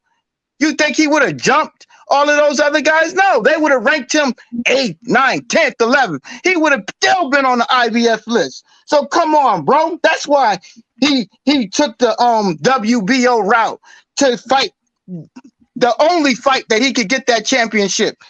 Of course you wanted him to take the IBF route. So he's still there. So he's still in that weight class trying to get to Errol Spence while Errol's going to 154 with all the belts. Come on, bro. Second point of that is Bob Arum was his promoter and Mac was his manager. Bro, if he's under contract with ESPN and Bob is directing his career. He can't just go and say, oh, you know what, Bob, I'm just going to go to the IBF route. You think Bob's signing off on that, bro? That don't even make sense. Third thing, what are we saying? Yeah, whatever. Like I said, the rankings wouldn't allow him to get. So I'm just going to drop that. I beat that point to a drum. What else did he say here? He said the 60-40. Bro, no one said anything at that time about the 60-40. It was nothing about the 60-40. If he really believed that he was going to get the 60-40, all you got to do is call up Bud and say, yo, we can do it, but for 60-40. Why are you bringing it in public? That was the whole issue. You calling this man out a champion that's been in the game longer than you. What are you just trying to embarrass him? Do you really want the fight, bro? Because all the other times, Errol, you never did that. You talked to them behind closed doors, and that's how negotiations happen. Why are you talking 60-40 in public? So obviously you're doing that to try to stir up Bud Crawford to avoid the fight. But shall I continue? Let me see what else this man said. Oh, Boots. He brought up Boots. Bud is the only dude that gets blamed for other people's decisions. Did Bud tell Boots not to stay in the WBO? Did Bud tell the other dude, whatever his name is, did he tell him to go to the WBA route? No. Bud said, listen, I don't duck mandatories. So if that man Boots had stayed where he was at, guess what? He would have got the fight. He would have got the smoke. Guess what? They don't want the smoke. You know who Boots wants to smoke with? Spence. Because he knows he got a better chance to beat Spence than the GOAT. That's why he don't want to fight him. Shall I continue? What else? Turned down the guarantee. What guarantee? He never got a guarantee. I already went over that. So I don't even know. I want a receipt. When BF gets back on, give me a receipt. Give me a receipt. I'm tired of hearing it. Give me a receipt. Show me a video. Show me anything where he was offered $15 million. That's the same bull crap that Ugas was saying. That was all a lie. Show me a receipt. That's time, Terrence. That's time. Very passionate round from Terrence, man. I hear you, bro. I hear you. All right, BF, you got 5 minutes, man. It's on you. Cool. Well, he says show him a receipt. Go back to August of last year, August, September. There's about 1,000 articles on it. About 1,000, roughly. So go back to August. I don't know where the fuck you was at last year in August, September. There's about 1,000 articles on that. So go back and do that. Again, I don't know where you've been at. Not sure. But they're there. So you want a receipt? Google it. There's 1,000 of them on there. All right. Now, anyways, so BF brought up Boots as a side note. That's irrelevant to me. That's a side note. The question was, did Bud duck ERROL? And the answer is yes. All right. I gave you over and over again, receipt after receipt after receipt. You're telling me that Bob wasn't going to let him do that. That is not what Bob Arum said. That is not what Bob Arum said. Bob Arum said, oh, well, if you taught me, we can get this fight done in 2 minutes. We can get this fight done right now. He doesn't want to fight. That's what Bob Arum said. So if I am the mandatory for you, and like you said, Bud don't, he fights his mandatories. Well, Bud would have been the mandatory. Yeah. Bud would have been the mando for ERROL. So if Bob Arum, who said that's the fight, it's ERROL that don't want to fight him, or the best thing you could do is stay away from him, blah, blah, blah. Well, ERROL wouldn't have had a choice because Bud would have been his mando. And instead of fighting ERROL Spence, he fought Jeff Horn in the same month, a week later. FYI. So I don't know why you keep going on to anything else than that, because that right there kills everything. Anything after that is irrelevant. All right? Because if you went to get a belt, right? And he didn't have a belt and he wasn't relevant. He wasn't. But who gives a fuck how relevant he was? He would have been his mandatory. The last I checked, Alexis Rocha doesn't have a belt. The last I checked. And he's about to be Terence Crawford's man. Matter of fact, he is his mandatory. The last I checked, he didn't have one. The last I checked, Green Beans didn't have a belt, and he was his mandatory. Those fights happened the last I checked. So if Terence Crawford wanted to fight ERROL Spence, he could have became his mandatory. He was the undisputed champion at 140. He could have became his IBF mandatory. So for you goofies telling me, oh, how was he supposed to do that? This man petitioned the IBF to become his mandatory. The fuck are you talking about? Not only did he petition the IBF, he petitioned the WBC. He could have fought 2 PBC fighters for the IBF or the WBC, a.k.a. Danny Garcia or ERROL Spence. Either one for the WBC with Danny Garcia or the IBF with ERROL Spence, and then went back to the top rank and unified. He chose to do neither. So I don't know what the fuck you're talking about. Oh, man, those guys, he would have been their mando. They would have had one of 2 choices, fight or vacate. He chose not to do neither. So don't tell me, oh, he petitioned the IBF. Fuck petitioning. He could have became his mandatory, nigga. Oh, he tried to petition the WBA, which he didn't. He petitioned the WBC. But fuck that either. He could have became the mandatory of Danny Garcia. So you wouldn't have to worry about, oh, well, we send a contract to Danny Garcia. It's irrelevant. You would have been his mandatory. So I would love somebody to explain to me why the fuck I don't just become the man's mandatory, but I go over here and get a belt over here and then petition to be his mandatory. Bro, you had there was a 3-fight deal with Bob Arum and bum-ass Jeff Horn. It was a 3-fight deal. So you could have fought ERROL Spence. You still would have had bum-ass Jeff Horn there. And then you could have fought Jeff Horn and unified. I said that in my first statement, which you didn't address. But then you had the audacity to bring up the fact, and it is a fact, that Terence Crawford petitioned the IBF, which is the stupidest shit I've ever heard in my life, when you could have just became the man's mandatory. But again, you say, oh, well, it's crazy. You believe Bomac. I don't believe Bomac. No, I don't. I don't believe Bomac. Bomac is a straight up fraud. But You got 1 minute. 1 minute. I got you. But I cornered him. And he couldn't answer the question. The man told me saying that Errol Spence becoming Errol Spence is mandatory was a stupid question. That's what he said. And then he said, oh, well, the reason why we didn't go, because we went the easy route with the WBO of something that, for some strange reason, you niggas all dick watch my page. And I show this video all the time, but for some strange reason, y'all don't never see it. But all y'all want to talk about is Errol Spence saying he's going the easy route. For some strange reason, y'all just leave this out. That Bomac said, I'm going the easy route. We did not fight Errol Spence because we went the easy route. That is a fact. All right? That's what the man told me. So I don't know what the fuck you're getting with this, because the bottom line is, if Budrick wanted to fight Errol Spence, he could have became his mandatory just as easy as he became Jeff Horn's mandatory. It's irrelevant on what side of the street, because the last I checked, Budrick said the side of the street don't exist. So I don't know what the fuck you niggas talking about. Oh man, he can't do that. You think Bob's gonna let that happen? That's time, BF. That's time, bro. That's time. All right, let me catch these super chats, y'all. Then we're gonna get to the judges. Give me 1 minute. Let me catch all these real quick. We got a few we gotta go to. Let me go. I got Big Dog Willie. Oh no, then let me just read all of them. So shout out to Big Dog Willie with the $2 in the super chat. Says, I agree the hedge fund was backed by Oprah Winfrey. Then shout out to my brother Cornell with the $10 in the super chat. Says, dropping 10 spot for KO, keeping a straight face. Shout out to Snacks B in the super chat. He says, with the $2, he says, Terrence gonna say, I beat that boy. AB. Shout out to Kwame from Loyal to the Game Boxing Talk in the super chat with the $5. He says, I want the smoke on the same topic at King David, hashtag Budrick Duck Crawford. KD is all about the smoke. I will get that set up for y'all. KD already responded back and said he wanted to. So y'all expect the debate announcement on that really soon. Shout out to Snacks B with the $2 in the super chat.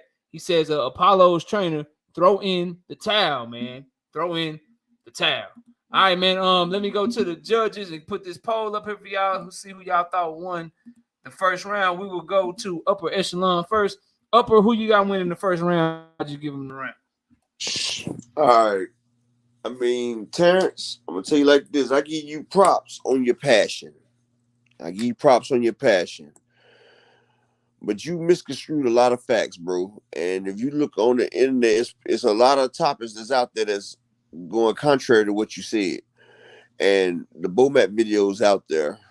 And BFTV really destroyed you because you used the same thing last time about that video where he said, ERROL, let's make the bet. And BFTV showed you that ERROL asked 9 times in that video when we're going to make the fight. So that destroyed damn near your whole argument. I get around to BFTV. All right, let's go to Kwame. Kwame, who you got one round? I think I got to get this round of BFTB. This was pretty much a landslide victory. A lot of stuff was misconstrued for the brother arguing Bud's side, and just there weren't a lot of facts, a lot of opinions, and also delivery for me is huge, and the argument was very unorganized, the whole waiting and all that stuff. So I just got to go with BFTB on this one. Okay, all right. I agree with the judges for a lot of the same reasons. At the end of the round, Terence's opening statement that really killed him when he couldn't find the receipts he was looking for. And I thought BF just laid out his argument was just more coherent to me, man, to be honest with y'all. So I agree with the judges and I agree with the chat as well. Let me catch the super chat, then we'll get the round. BF will be going first in round 2. Shout out to Ty French 600 with the $5 in the super chat. Says BF is serving a 100-ounce glass of petty with a side dish of shovel. LOL. I'm a language major and I couldn't understand Bud. LOL. BFTB Master of Arts. And let me say this, y'all. Please hit my super chat. I mean, not my super chat, the like button. We got 462 people in the building, 328 likes. I think we can get up over the 400. Let's see if we can get over 400 likes before the end of the second round. So please, if you're new here, if you just got here and you forgot, please hit the like button. Let's get the likes up. Subscribe to the channel. And Man, share this with everybody, man, because we trying to put in work over here. But please hit my like button on the round 2. Round 2, we'll go to BFTB first, and it's very simple question. We all know the zero guarantee. Both fighters confirmed that they were offered a zero guarantee deal where they would just get net revenue on the back end. So the question that we are attempting to answer is zero guarantee an acceptable offer? BFTB, tell us why it is an acceptable offer. 10 minutes. Timer starts when you start talking. Man, hell yeah, it's acceptable. Bro, if you want to fight, bro, you're going to fight, bro. If niggas is telling me this is the biggest fight in boxing, bro, then the percentage is all that matters, right? Because the guarantees is only going to be what the network believes the fight's worth. The network believes the fight is worth $5 million, and they put up $5 million guaranteed, and you guys split that 60-40. That's $3 million and $2 million. Are you telling me that's all the fight is worth? That's it? $3 million and $2 million? If you're telling me it's the biggest fight in boxing, it damn sure ain't worth $3 million and $2 million. So the guarantee, the percentage split was 60-40 on a $100 million fight. 60 million and 40 million sounds a lot bigger than 3 million and 2 million. The last I checked.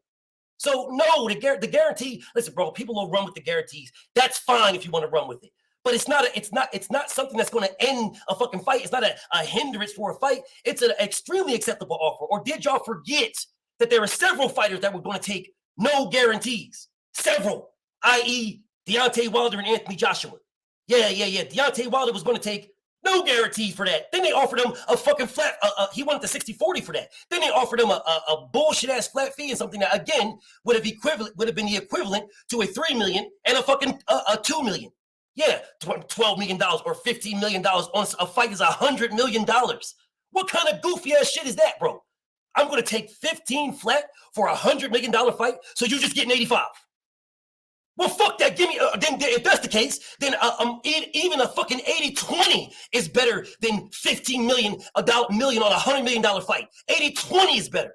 So if y'all telling me about that is zero guarantee acceptable, hell yeah, it's acceptable. If depending upon the percentage split. And looking at the split, ERROL was going to give this man 60-40. They negotiated back down to a 65-35, which still on a $100 million fight, which what these goofies keep telling me is worth, that's $35 million. He hasn't made $35 million in 0 fights. 0, not one. As a matter of fact, if you combine all of his fights, he hasn't made $35 million. I know that because I did it. So he didn't make $35 million in none of them. But again, the last I checked, Tyson Fury versus Anthony Joshua was not a guaranteed purse. That was not guaranteed. Yeah, and they talk about they're going to do a 50-50 split. But it was okay there. The droves and the masses were fine with it. Oh, man, we're getting undisputed. That's the fight we want. We want undisputed. We're going to get the fight we want. Yeah, we're going to get it. I don't remember anybody talking about how, oh, man, this ain't fair. This ain't fair for Anthony Joshua. This ain't fair. No guarantees for Joshua. Him and his thick thighs are not getting no guarantees. This is so crazy. I don't remember none of this goofy ass shit. I don't remember none of it. Don't remember. Y'all were A-okay with this goofy ass clown getting 50-50 with Tyson Fury. It was just fine. But mysteriously, when it comes to Budrick, all of a sudden, oh man, I can't take this. I can't take this. I can't take this. It's a very, very acceptable offer. Very acceptable. Because I'll do you one better. Let's just say his hedge fund shit was absolutely correct. Well, if they got $25 million apiece, isn't that a 50-50 split? I'm just saying. I'm just throwing it out there. That's a 50-50 split, right? So what will be the difference between 65-35, 50-50? Still a percentage split, right? Okay, I'm just making sure we're clear. Because you guys are telling me that this fight is worth X amount of dollars. Okay, so if the hedge funds believe it's worth X amount of dollars, then weren't they giving y'all a 50-50 split? Oh, no, BFTB, but it was guaranteed, BFTB. It was guaranteed. What's the difference? What's the difference if you get paid before or after the fight? It's still the same money. So are y'all telling me that we couldn't do this? Because, no, I got to get paid before the fight. Before I get in the ring, I got to get paid. I can't get paid after. What's the difference? 36 minutes? Is 36 minutes going to kill you that bad that you can't wait until after the fight to get paid? You got to get your money exactly before the fight. Wow. I sit back and I look at this question. I look at it over and over again. And the last I checked, Terence Crawford is the one that said, these guys worry about money. They always worried about these money. They always worried about these splits. They have no faith in their skills. See, I don't worry about my money. I don't worry about it because my skills, I have confidence in my skills. That's what he said. How ironic that now we're talking about fucking guarantee bags. How ironic. I'm just curious, bro. How come we're not worried about guaranteed bags in any other fight this man fought in? Oh, BFTB, because he was under contract for $3 million. Yeah, he was under contract for $3 million, which is the reason why Al Heyman said, why are you capping yourself? Y'all leave that out. Why are you capping yourself? You can make more money than what you are making. Way more. Way more. But mysteriously, you guys prefer to go with the guarantee. Oh, let me get this $2 million guarantee, this $3 million guarantee. Let me get this. There's a reason why Errol Spence said, what about the back end? There's a reason. Because everybody listening to my voice knows for a fact that if that is one of the biggest fights, it will command one of the biggest purses after the fact. Oh, well, it's not going to be that big, BFTB, because with streaming platforms and all this and other thing. Okay, well, then why are you asking for such a big guarantee? If you're telling me it's not going to do streamings and blah, blah, blah, why are you asking for a guarantee at all? Shouldn't you be out here selling it? Shouldn't you be doing that? Shouldn't you be pressing the issue to say this is the fight you want and then going after that fight instead of fighting Alexis Rocha and Ambrosia and all these other bum-ass niggas? Shouldn't that be what you should be doing? Shouldn't you be boosting your back end up? Or are you telling the world the back end's irrelevant? Because if the back end's irrelevant, then why are you wanting a percentage split? Why are you worried about a percentage split at all, if that's the case? Because you got percentage splits. So why are you worried about that? Why is the guarantee such a big deal anyway?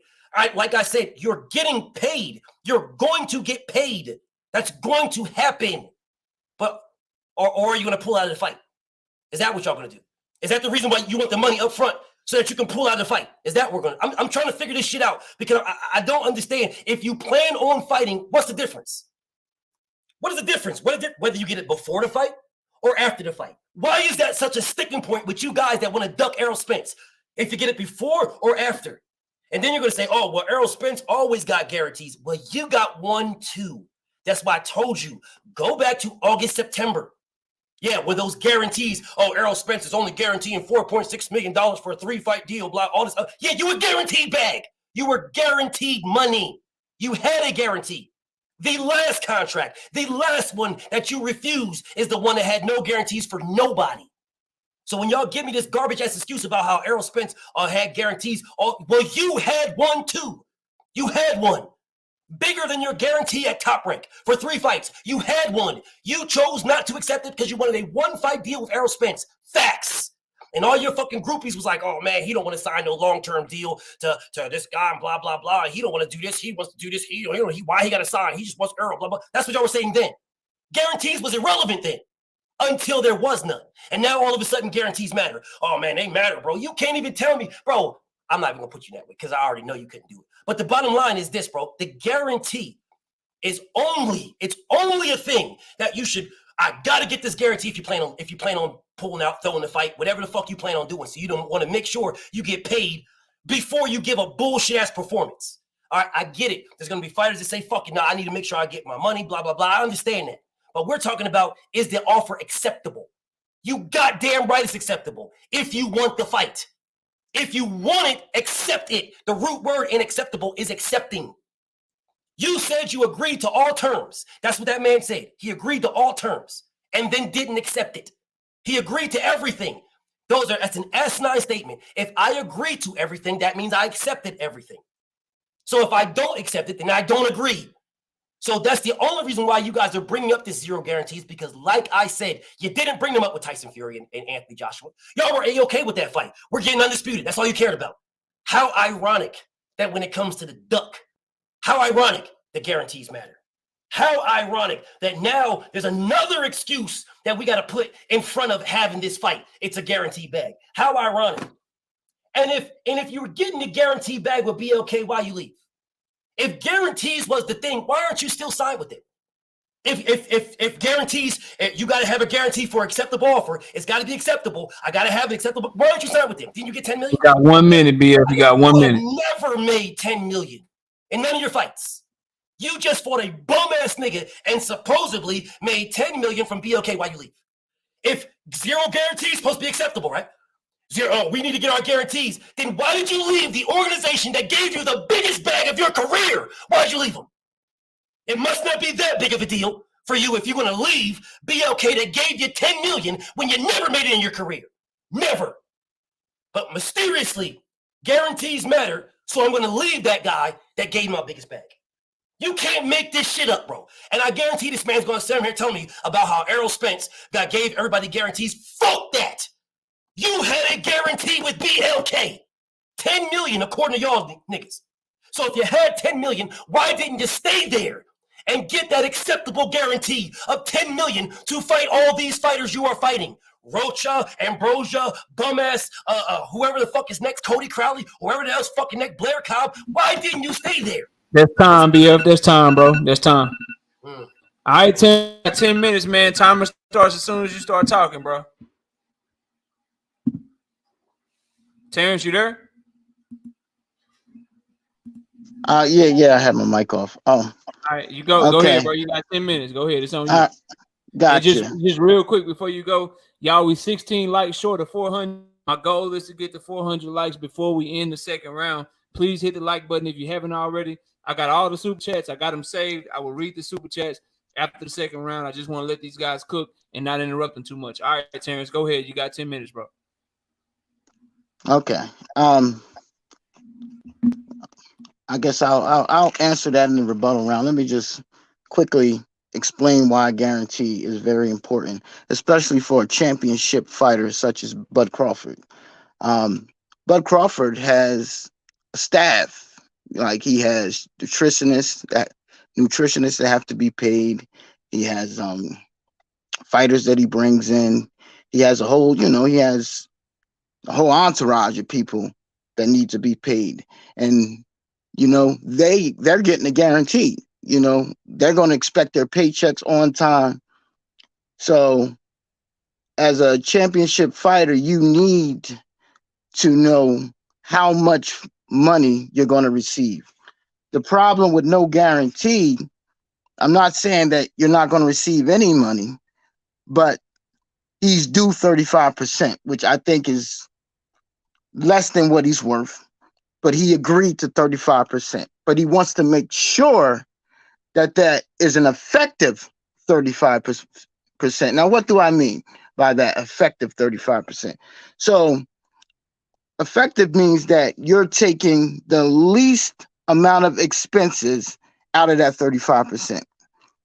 Now, if they go over those expenses and inflate them, your effective rate will go down from 35% to maybe 31%, maybe 27%, depending on how much they inflate those expenses. And I'm sorry, I'm going to have to go to, some of you guys didn't get it the first time. So let me go again and try to explain my lemonade. You send your son or daughter to work for someone selling lemonade. They work all day. They're going to work from 10 a.m. to 10 p.m. You send them out to work to work at a lemonade stand, and they say this is a great lemonade stand. You're going to have famous people there. So sometimes the tips might be a lot. So they say, okay, listen, here's the deal. You got an offer where you can go to this lemonade stand and work from 10 a.m. to 10 p.m. for $250 flat fee. Okay. Plus, I'll give you 10 or 15, let's say 15% of the tips. And then another offer will be, you know what? We're not going to guarantee you any set amount of money, but you know what? We're going to give you 40% of the gross profits, right? So you send your son or daughter that you didn't know anything about this, but they take the offer with the 40%. So they're thinking, boy, this is a big event. We're going to make all this money, yada, yada, yada. At the end of the night, the event makes $3,000, right? Another $200 or $300 in tips. Your son or daughter's thinking, wow, yes, I'm getting 40% of $3,000. And they're waiting for that money. And then the boss says, oh, I'm sorry, but we got to go to expenses. Oh, okay. So what's the expenses? $500 for hats. Wait, what? For hats? Well, what's that got to do with me? We had to pay sunglasses. We gave away sunglasses. We had to pay my uncles and nephews for water runs. You know, we had to pay $600 for cups. $600 for cups? What do you mean? So I'm sorry, sir. After the expenses, yeah, we made $3,000. But it was $295 in expenses, and so with that in tips, you get $125. What? So the guy that took the $250 would have been better off, right? He would have been better off if they inflated the expenses. This is precisely why Bud Crawford wants to control the expenses, because we know that this is the PBC. They're not a reputable company. Here's a company that takes young black men, sign them and poor folks, and sign these kids to 360 deals. We know this happens, right? Is that a reputable company that does that? To sign Tank Davis for 360? Does the 360, and Al Heyman, and look when Ruiz just left them. When he left them, what does he have to pay? 35% to Al Heyman for advisory fees? You think that he wants to do that? This isn't a reputable company. This is precisely why he didn't sign that contract with PBC. He was told by people over at the PBC, don't do it. His friends. You think they're going to let him sign a contract with Al Heyman when they know what this man is doing to them? No, he wasn't going to sign that BS contract that BF keeps bringing up. So a guarantee, especially in this instant, is important. And I would urge Bud to take a guarantee of something rather than trust Al Heyman and the PBC and that weasel at Showtime Espinoza with expenses. I'd rather take my $25 million guarantee, to be honest. He said it was $35 million. I think that's what BF said. So give him 25. You're still up $10 million. Give him the 25. Don't make no sense. The guarantee, if we go back to all history, every fight I know, every fighter has got a guarantee of some sort. Even the fighter, the low-level fighter that's fighting for the first time. You think he's getting the ring for free? No, these guys need a guarantee. This is the first time that Errol Spence again has fought anyone without a guarantee. And why is he willing to accept a non-guarantee in this fight?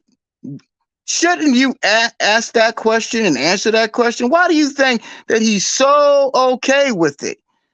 Maybe it's because he knew the fight wasn't happening. Maybe that's the reason he wasn't training. Maybe that's the reason he went on vacation during the time this fight was supposed to be. But shall I digress? Let's go back to the guarantee and stay on topic. Guarantees, as I said, are very important to all fighters. Guarantees, especially for championship fighters who have payrolls and people that they have to pay. This is something new. I know he mentioned Deontay Wilder. Last time I checked, that fight didn't happen. Tyson Fury fight with who did he say? Oh, Joshua. Last time I checked, that fight didn't happen. Give me a fight, a championship fight where it actually took place, BF. Give me that championship fight where the fighter had lineal championships, undisputed, 3 weight classes, pound for pound. Give me that fighter that got that guarantee. I'm sure PBC didn't offer that to Canelo. Why they ain't said it to Canelo? Oh yeah, you can make you can make more money. Nobody else got a no guarantee except Bud Crawford. It seems like when it comes to Bud Crawford, the rules are changed. Things that have never happened has happened. So That's all I really have with no guarantee. Not historically been a thing in boxing, except I guess when it comes to Bud Crawford. It's something that he said proposed to happen in some fights still in the future. We still haven't seen those fights come to fruition and them take no guarantees. So you got 1 again, minute. You got 1 minute. Yeah. Again, okay, that's all I have for no guarantees. I'm done. All right. BF, you got 5 minutes to offer. Terrence went the route of PBC ain't shit and guarantees I got it. didn't exist. It's all good. All right, here we go. First off, homie, fuck your lemonade stand. Let's start there. Fuck your lemonade stand, nigga. Listen, bro, if we got these lemon, I don't give a fuck about your lemonade stand, nigga. We're talking about Errol Spence and Terence Crawford and whether or not a guarantee is acceptable. Nigga, talk about name fights. Anthony Joshua, Charles Martin. There was no guarantees. Anthony Joshua, Joseph Parker. There was percentage splits. Fuck is you talking about? What are you talking about, dude? Joseph Parker won it 50-50. They negotiated him down. Yeah, that's what happened. Charles Martin got a big-ass percentage of a bag that Eddie Hearn was presenting, a percentage split. That's why he ended up making 8.7 once the fight was done with. The fuck is you talking about? I don't know if these fights never that's because you don't know shit about boxing. That's why. You don't know shit about it. So then the man goes on and starts talking about, oh man, these companies are so reputable. Top Rank, PBC Associate. Didn't Terence Crawford sue them niggas at Top Rank? The fuck you talking about a reputable company? He sued this nigga, man. What are you talking about? This is reputable. There's no reputable. These guys is reputable. He was sued by the nigga you dick riding. Then you go here talk about give me all this goofy, stupid ass shit about how Terence Crawford, he got to pay the milkman and Terence Crawford, he got to pay the maid to sweep and back. I don't give a fuck about none of that shit. You think Errol don't got to pay these niggas too? So you think EJ don't got the same type of shit this goofy ass nigga does? So it's just Bullet that got sparring partners. Oh, because Bullet's pound for pound. So because he's pound for pound, the numbers are different for him. He got to pay his waiters and maids more because he got pound. Man, shut up. That shit don't you. If you got sparring, you have to pay your sparring partners. They all got to pay their sparring partners. But the last I checked, didn't Terence Crawford say he's always in shape? Aren't you niggas the ones out here shitting on Errol Spence for being out of shape, drinking all this shit like that? Aren't y'all shitting on him for that? So why does Terence Crawford got to pay so much for fucking sparring partners to stay in shape when he's already in shape, according to you niggas? Maybe y'all didn't see that same video that y'all want to keep going back to dick riding. The same one where Terence Crawford said, yeah, touch that. Yeah, I'm in shape. You fat. The same one where you just said, oh, Errol Spence looked like he was 200 pounds out of shape. And Terence Crawford was 135 in shape. Maybe you forget that you said this. So why the fuck does this man need so many more sparring partners and pay so much for Eric? Could it be because he's scared to death? Could that be? They got to pay so much money and blah, blah, blah, yada, yada, yada. I don't know where the fuck he was going with all this weird-ass, goofy-ass talk he was talking about and splitting hay pennies and shillings and pay. I don't know what the fuck you talking about, dude. That don't got nothing to do with what the fucking shit is. Is zero guarantee acceptable? That was the question. I don't know where the fuck your lemonade stand came into play. Is zero guaranteed is acceptable? The reason why it's acceptable because we are getting the fight that we want, and these guys are getting millions. I don't know why you are dick riding this man's pocket so deep and so heavy that he's got to get a number that's acceptable to you. Not him, you. It's got to be acceptable to you niggas and niggas like you.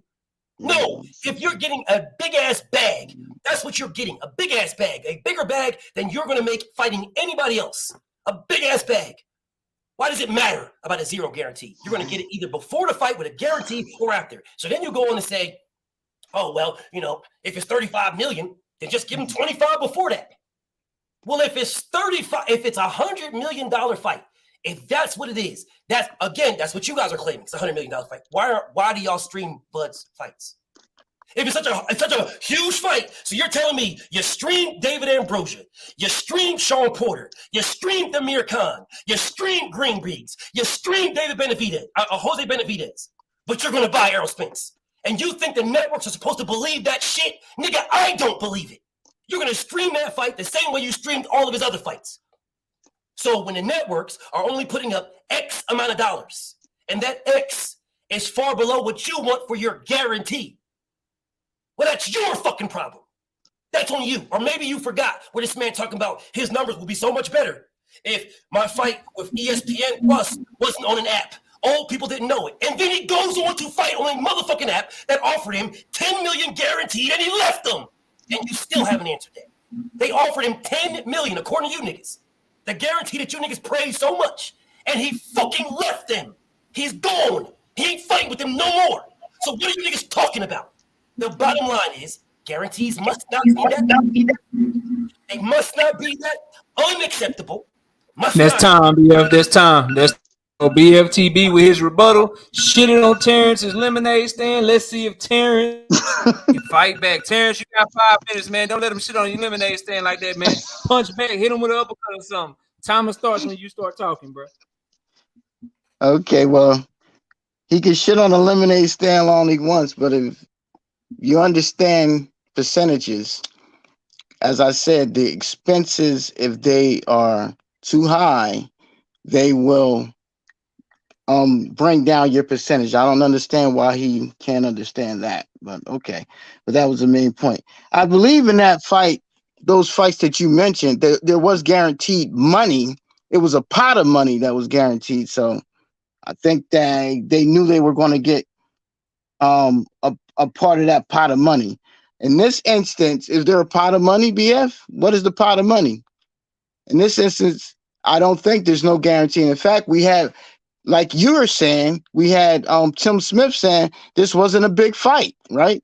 So what is the pot of money that they're going to get? This is why precisely Bud Crawford needs a guarantee. There isn't a pot of money that's being guaranteed for both fighters. So again, there's no way. Well, we know he's getting a 65-35 split, but we have no idea how much the pot of money is. Second thing that this man said, oh yeah, he sued. I never said Bob Arum was reputable. I'm saying, yeah, I agree with you. All of these promotional outfits are not reputable, including the PBC. So yes, I agree with you. I 100% agree with you. So I don't trust Bob Arum as far as I can throw him either. But does that make don't you agree with me that we should make Bob Arum give a guarantee? He gives a guarantee. So at least you know how much you're getting from that crook. But with these other outfits, do you want to take a 65-35 split when there's no pot of money that you know is out there? And by the way, even if there is a pot of money out there, how do you know how much the expenses are going to be?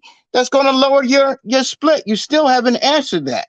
Your split can be affected by expenses, no matter, even if it is a pot of money out there. And let's continue here. So he says he never explained, he never said anything about the 25-35 advisory fee that's being taken out, because that will, if Bud took that contract, that would significantly lower the amount of money he's going to receive paying that advisory fee. And as for back end money, I keep hearing this back end money.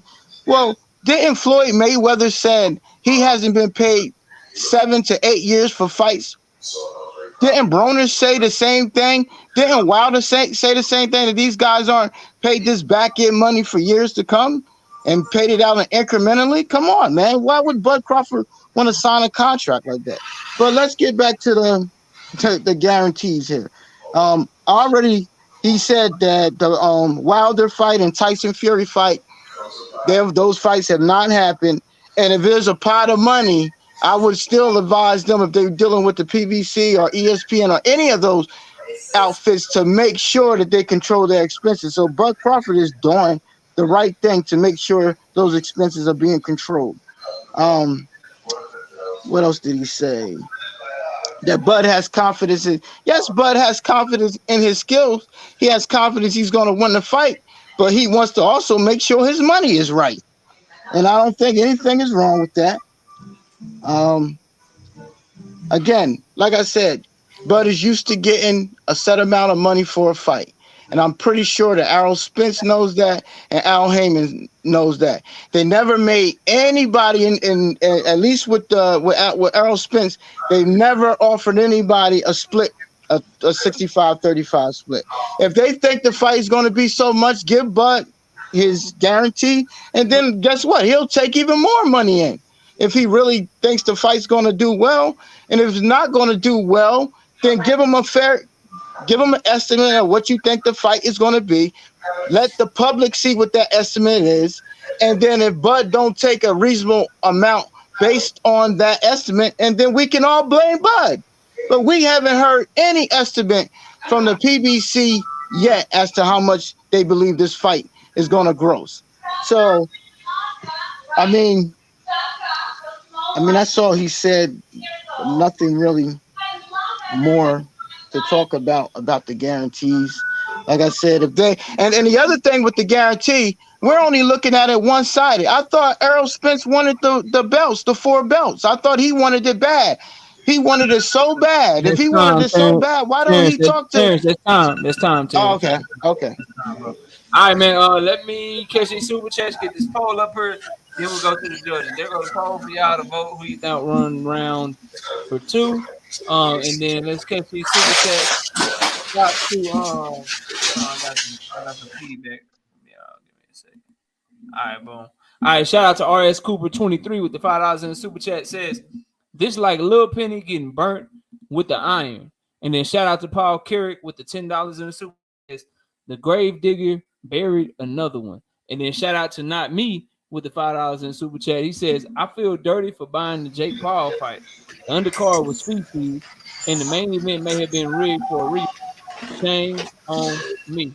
Kwame, I'm muting you, bro, because I can hear all that in the background, bro. I'll bring you off mute once you you know what I'm saying, once we go to the judges. But shout out to Kareem News with the $2 in the super chat. It says BFTB cooking this boy, Bud a duck. And then shout out to Ty French with the $2 in the super chat. Says Ruiz put out statement saying he's with the PBC. LOL. Shout out to Snacks B with the $2 in the super chat. He says stop the goddamn fight, ref. Shout out to Big Lou with the $5 in the super chat. It says this channel isn't fair for Bud.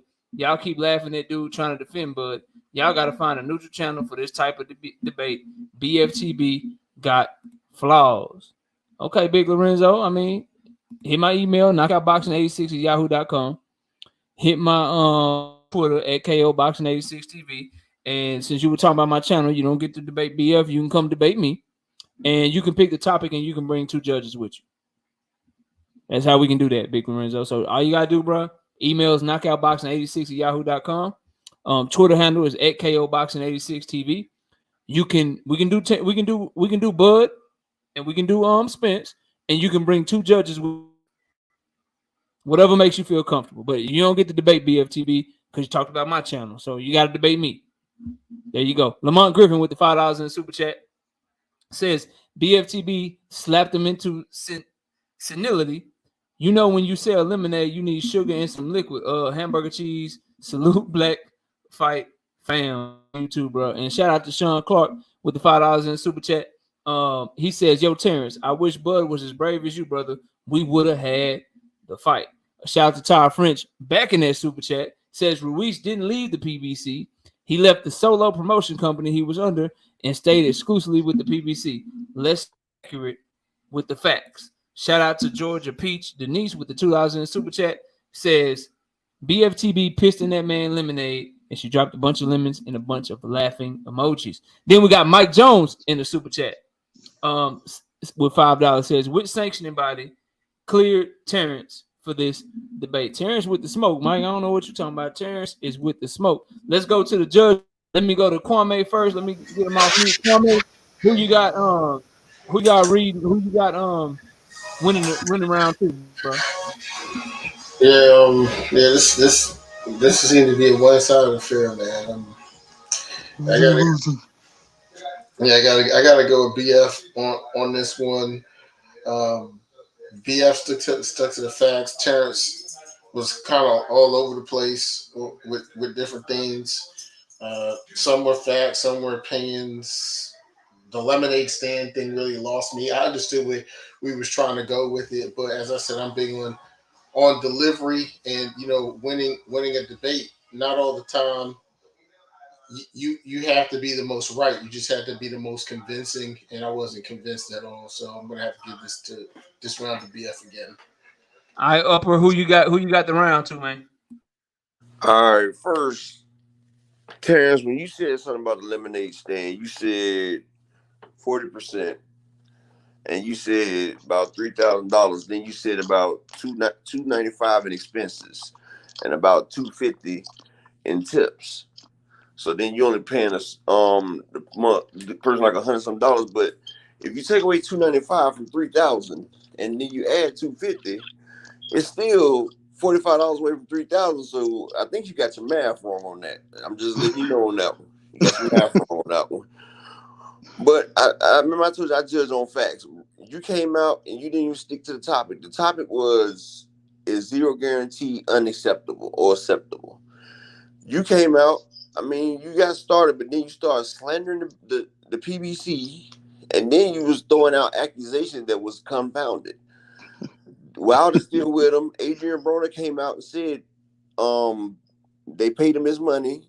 So you're doing hearsay. And hearsay don't fly if you can't back it up. Now, in a debate, you can say what you want to say as long as you can convince people and back it up. But that right there don't fly. I give it to BFTB. I agree with the judges, man. It's the lemonade thing lost me, and it's just the fact when BF just brought up that they both was getting no guarantee, and if you want the fight, you take it. Then he brought up Terence Crawford's own words and used them against him when he said he would take the fight because he had skills and shit and all that. Then it was just too much to overcome for Terence. Terence gave a passionate effort, fought hard, spoke with a lot of conviction. I just couldn't follow the actual point that he was making. So I agree with the judges. Let's go to round 3. Terence, you will go first in this round. And again, y'all hit the like button. We up to 435 likes. Yeah. Don't get me wrong. He got the passion. He just for sure. But y'all get the likes up, man. Let's try to get over 500 likes if we can. But last round, Terence, it's on you, man. Close the show and let the people know what's up, man. Did Errol Spence duck Bud Crawford? Let them know why Errol duck Bud, man. You got 10 minutes. Talk your shit. All right. Okay, so closing this round. Let's start with Errol called out Jeff Horn. I think 7/1/17 on 7/1/2017 on Twitter. I want the winner of the fight. He was referring to Pacquiao versus Jeff Horn. Fight Help reported in their header. He said Errol Spence, who took to media to let it be known he is eager to unify the title with Jeff Horn. Errol Spence also said he said I got a belt, he got a belt, let's unify. And then later on, I think it was another interview, and Errol Spence said, I've been called him out. We'll see what happened. Now, this is all before Terence Crawford won the title in June 9th of 2018, meaning that at that time, Errol Spence was willing to run across the street, right? The street was really small at that point. There was no barriers, seemed like nothing. It seems to me like at that point, if Jeff Horn says, let's fight, let's get it, Errol's running across the street and beating the hell out of Jeff Horn. I think we all agree with that. And had that happened, he would have been able to get the 4 belts. But thank God the WBO, Terence Crawford, again, going to smart route, decided to go to WBO route.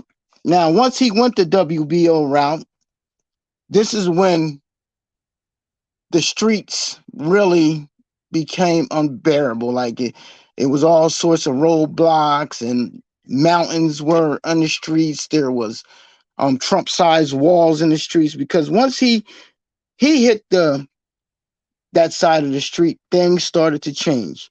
Errol on ESPN, Errol said, wait till he gets a belt, referring to Terence Crawford.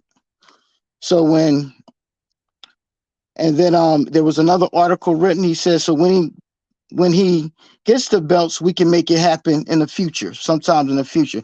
And this was Errol Spence in regards to being asked about the Terence Crawford fight. So as you can see, sometimes in the future, you notice that's that same saying that Mayweather used to duck earlier in this fight. I mean, when they were in contracts just now. And then he says, Errol, during that epic video, Errol read off a list of fighters. And this was the official 5-year Terence Bud Crawford duck plan, because he read off the fighters and none of them fighters were Terence Crawford. Now, we know that if Jeff Horn was one of those on that list, he would have said yes, Jeff Horn would have been on the list. But since Jeff Horn wasn't on the list and now the new sheriff was in town, all of a sudden it was a 5-year, 6-year, 7-year, you name it, duck plan. So that's where we initially got the duck plan. And then, as I stated before, Errol in public stated 60-40. He had never in the past and have never since negotiated in public. But this was against Bud Crawford. Again, reasons why he ducked. Errol on Brian Custard's podcast said, oh, yeah, I was just joking, man.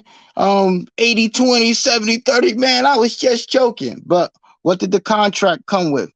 65-35. That's awfully damn close to 70-30, my boy. It's not 60-40. It's damn near close to it. So you could say a reasonable person could say, yes, that's a duck, because he just told Brian he was just joking because he knew Terence wouldn't accept such an offer. But despite that, Terence did accept that offer. That didn't stop the contract. He agreed. Now, when he says, and I'm tired of this, he agreed to everything. Yes, he agreed to everything in the initial contract. The initial contract was the 65-35. And if you notice, they say the material things that he agreed to. So the 65-35 and the no guarantee. He did agree to everything. But you can counter and add things to that. That's not in the contract. So when he says he wants expenses, that he wants the approval of expenses, that wasn't in the contract, bro. So he agreed to the initial contract, everything in there, but he wants to tighten up that language so he makes sure he gets his 35%. When he sends the contract back, he needs a location and a fight date. They never gave that to him. So, of course, he sends something back to them. He can agree to everything initially in the contract, but he can make modifications or clarification to the contract.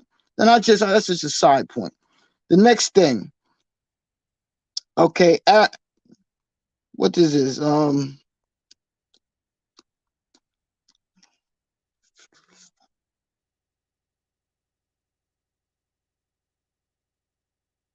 Oh yeah. So the next thing is, like I said, Bud wanted to talk to Errol. He wanted to talk to Al. He wanted his lawyer there. He wanted to all sit down and have a discussion to really try to get this fight made. He was rejected by Al. And then on top of that, Errol Spence in a tweet started laughing at it. No one knows why that's funny. It's only funny to a person that's ducking because they don't want the fight. Well, I mean, what's funny about that? If he's sitting there wanting to talk to you guys and make the fight happen. No evidence that Errol Spence was in camp at any time during these negotiations. If he's expecting a big fight with Terence Crawford, the biggest fight of his life, wouldn't he be in camp? Wouldn't they be showing him in shape, ready to fight? We know Bud was ready to fight because he fought in December. So was this guy really prepared to even fight? Next thing is, if you look at the video when Terence Crawford beat Porter, why is this guy look so disappointed and sad and running out the gym when Bud beats Porter. Wouldn't he be happy? He doesn't want Porter to win that fight and stop the biggest fight and deter. Okay, wait. I understand now. He was upset because Porter, if he wins, Porter gets the belt, and then he can fight Porter again to get the 3 belts. Oh, I see why you were so sad, because you didn't want to fight Bud Crawford. Come on, man. Look at the video. You see how sad that man was when Bud beat him, and he complaining about the father stopping the fight. What you worried about it for? Don't you want to be the first one to beat Bud? Let's continue. Okay, so we're going back to this hedge fund. He spoke to Bud about the hedge fund. He asked about that hedge fund. He said, what about the back end? I think Bud told him that they were going to get back end money as well. Wasn't just the $25 million. But he never even got back to Terence. He never attempted to call the hedge fund. Why? Because he knew that he wasn't in shape and wasn't preparing to fight anyway. Al never contacted when Floyd Mayweather came out October 7th or 8th and said the fight was not happening. Errol Spence never contacted Tim Smith, right? He never contacted Al Heyman. He never contacted Floyd Mayweather. He never tweeted. He never did anything to say, no, this fight is happening. I want this fight. No, he didn't say. He stayed dead silence. Why? Because he didn't want the fight. It's obvious. Come on now. That contract. Okay, the other thing is, if he wanted the fight so bad, like he tells everybody, oh, Terence, I want Terence Crawford. You got 1 minute. You got 1 minute. How much I got left? 1 minute. Go ahead. Okay. If he wanted the fight so bad, why did that first contract come out way August 31st? He had May 1st, mid-May, end of May, beginning of June, mid-June, end of June, beginning of July, mid-July, end of July. You get my point. He had plenty of time to send this first contract so they can get the ball rolling. Why are you sending the contract almost in September if you wanted this fight so bad? Come on. We know he didn't want the fight. And as I said before, there was no, and this fight did not happen simply because of the no guarantee. Let's remember, there was no fight date or location. There's receipts for that, because when Terence tweeted back at Errol Spence and said, so when was the fight date and time? Errol Spence never responded. There was never a fight date. There was never any plans on fighting. Terence, this time, bro. All right, BF, you got 10 minutes, man. Third round. Your opening statement time. You start talking, bro. Yo, this man I stopped listening to this man when he mentioned Jeff Horn. I stopped listening immediately at that point, bro. Dead ass serious, muted this man. So I don't know. I don't know what he was talking about for a little bit, but I caught the tail end of it, right? I mean, just listen to what Errol Spence said 5 years ago about Jeff Horn. Assuming you have no interest in fighting Jeff Horn over in Australia, would you consider that fight presented itself?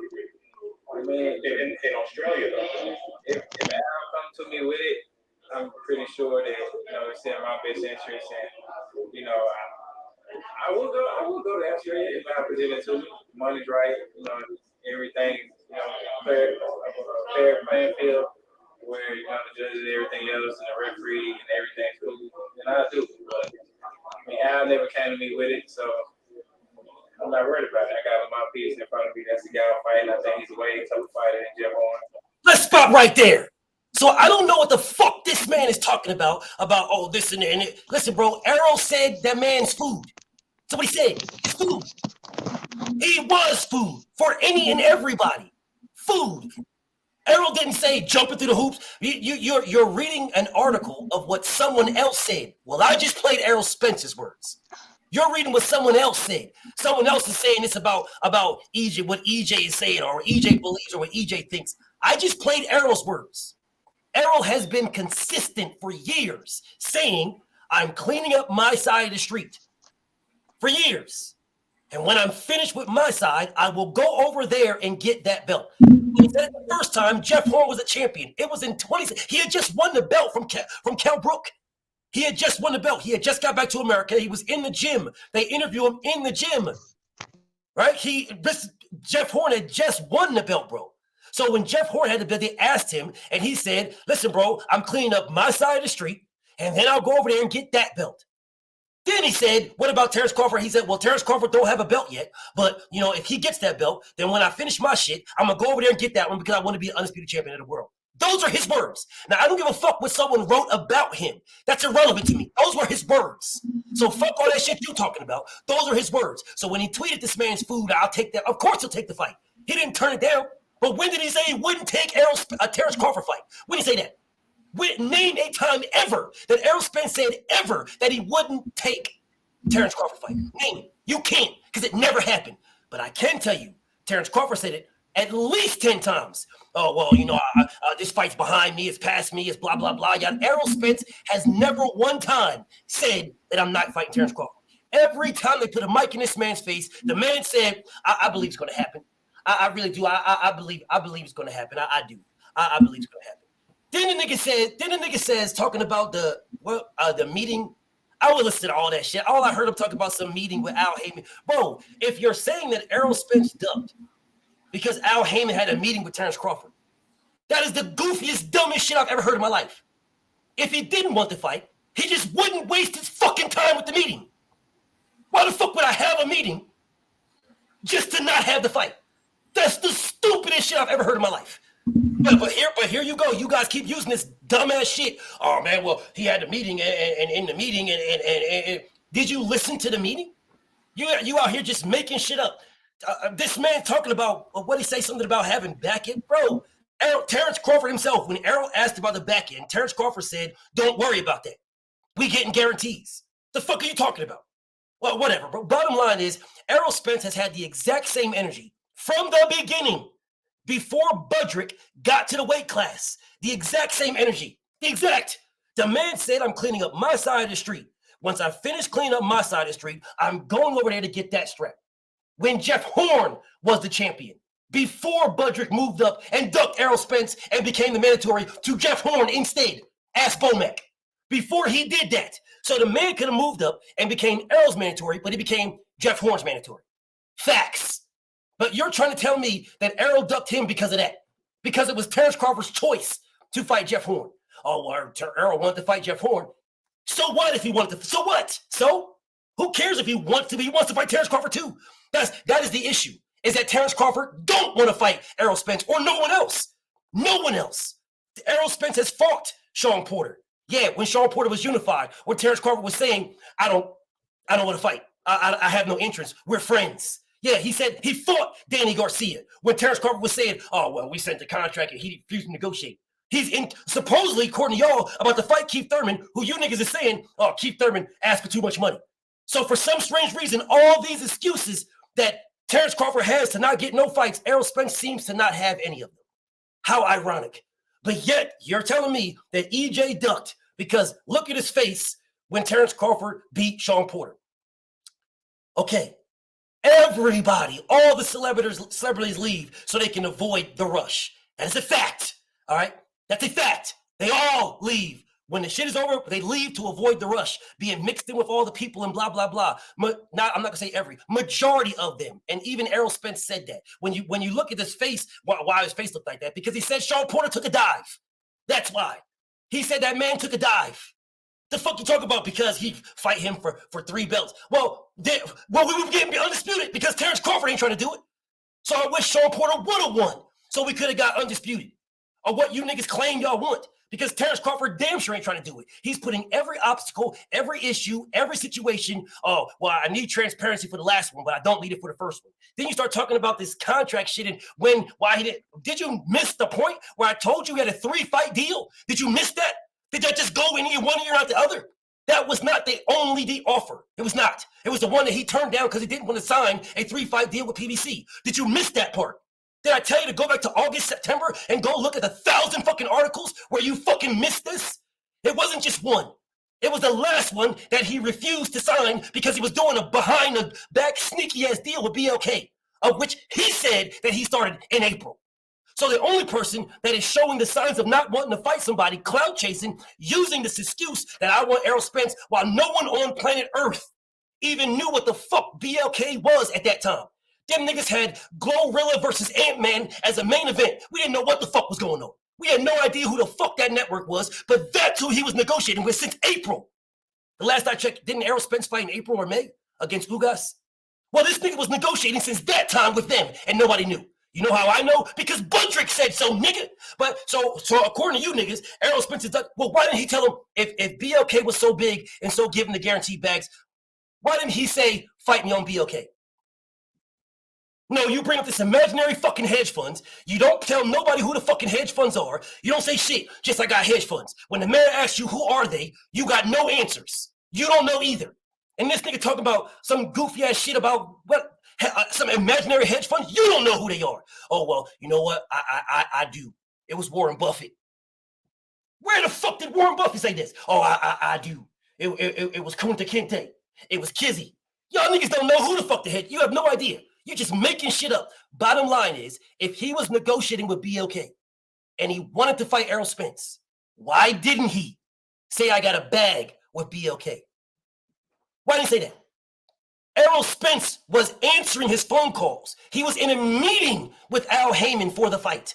He was talking about, transparency for this, for transparency for that. Well, if you're so inclined to bring up this hedge funds and talk about how you had the bag, why didn't you bring up BLK? Why didn't you just say, listen, bro, I got two options. EJ, I got a bag. I'm working over here with BLK. I got a bag over here. This nigga talking about transparency this and transparency that, but he had zero for Errol Spence because he don't want to fight him. Zero. And he probably knew that if he did offer something credible when Errol Spence was entertaining it, when he said I got 25 million and Errol Spence said, what about the back end? That means I'm entertaining it. I'm entertaining it. I could have just said, fuck no. He's entertaining it, which means he wanted it. So if you would have brought up something, hey, we got this one right here. 1 minute, BF. You got 1 minute. You didn't even bring up the fact that you was negotiating with BLK. You didn't even talk about it. You kept that to yourself because you didn't want to fight. But Errol has been consistent from the beginning. I'm fighting this guy, and this guy. I'm cleaning up my side of the street, and when I finish, I'm going to get you. And when he finished, the man has put you on a shirt, and you've done nothing. He's put you on a shirt, 2 of them, calling for you, saying what's popping, willing to take no guarantees, doing all of it to get you. No, he didn't duck. And he still wants to fight you when he should be moving to 54. Time. All right, Terrence, your last argument, man. Your last argument, it's time for you to turn up. You got to come off mute first, though. All right, so all right, bro, I'm gonna you got 5 minutes. Go ahead. All right, let me play the clip. So what do you tell Jeff Horn? Let's fight. Let's fight. I mean, there's really nothing else to say. He has a belt, I have a belt. It's unified.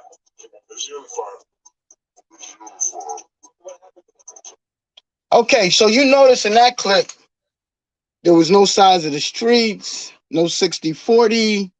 He just said, let's unify, let's fight. Where's this energy with Bud Crawford? Where's this energy with Bud Crawford? It's not let's just fight, let's get it on, let's fight. It's always got to be some sort of obstacle in the way when it comes to Bud Crawford. Again, I'm going to say this again. I said with regards to the statement, it was a quote, bro. It says, when he was referring to Bud Crawford, maybe I have to put it, quote, I quote, this is from Errol Spence. So when he gets that belt, we can make it happen sometime in the future. Why, when it comes to Bud Crawford, is always sometime in the future? Why not right now? When did he offer Bud Crawford a fight? Well, again, you say he started negotiating with Bud Crawford earlier, maybe in May or June. Maybe he did, but why did it take all the way to August to get a contract sent to him? When he agreed to the initial contract of the 35 and no guarantee, agreed to it. After all of that time, y'all could have sent that contract in an hour. If he's agreeing to the percentage and the no guarantee, y'all could have been sent that contract. The hedge fund, you keep bringing up the hedge fund.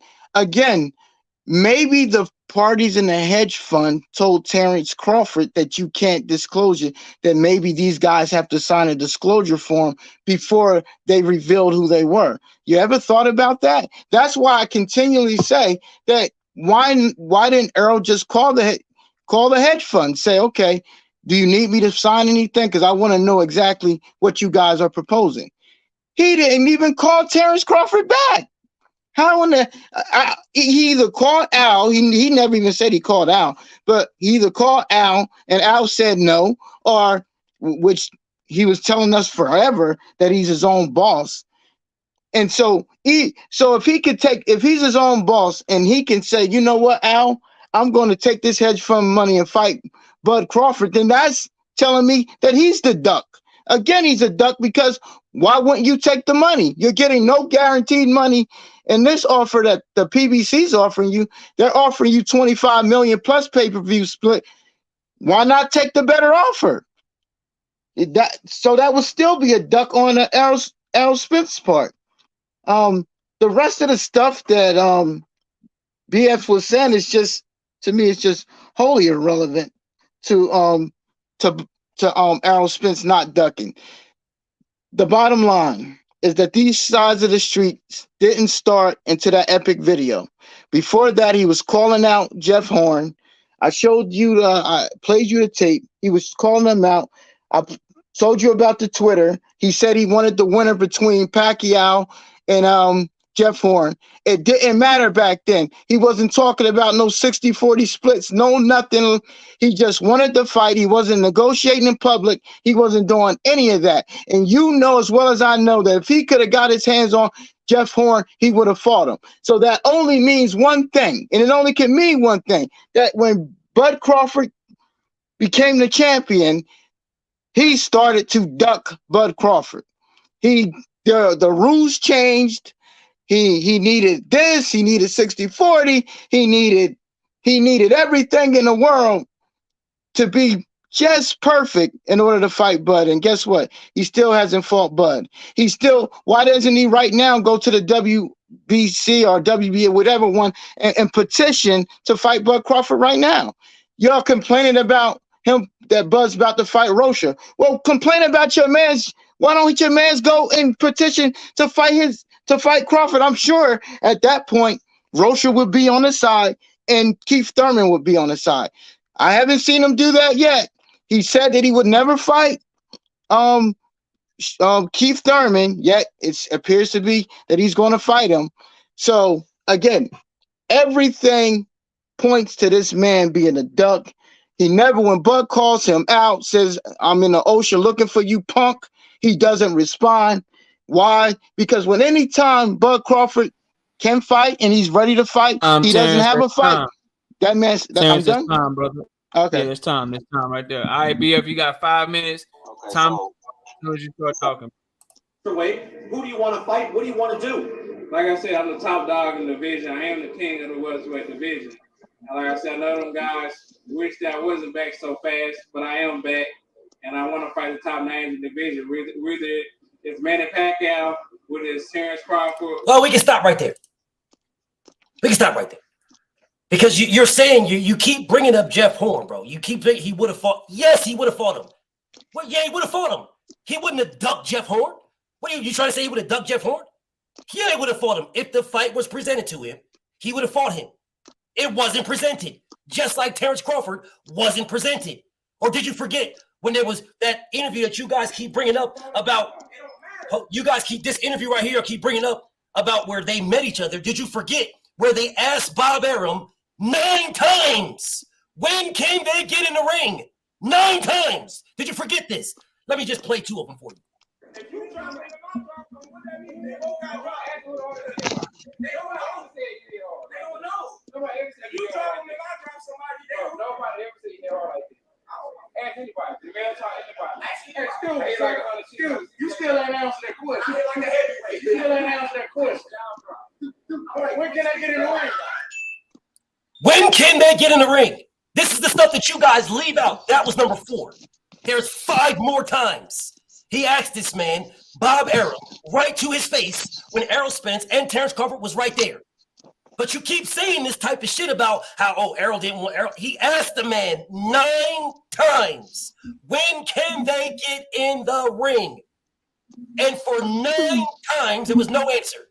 At this time, Terrence Crawford was telling everybody, oh, man, you know, pull your panties up, Errol.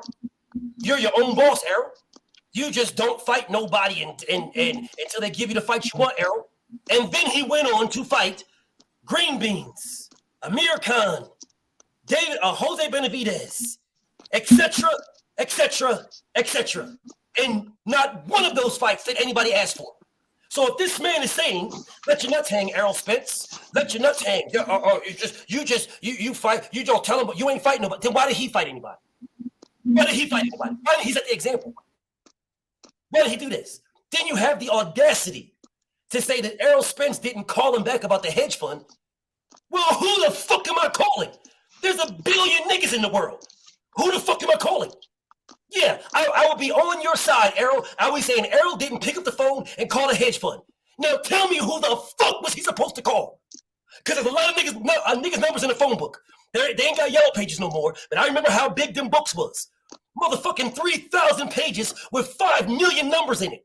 He's supposed to start from the first one to start calling down the line?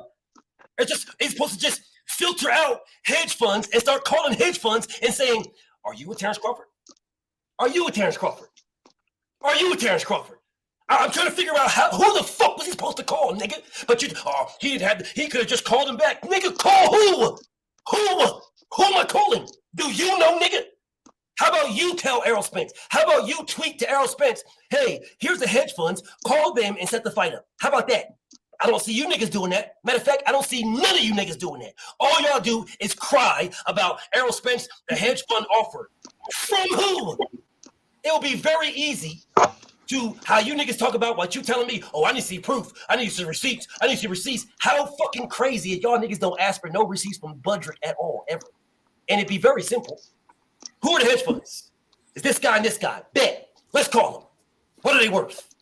Can you do this? Did you offer this? Yeah, but we don't talk about none of that. And the question that I brought to y'all that y'all still don't want to answer. You still don't want to answer. I know it's off topic. I know.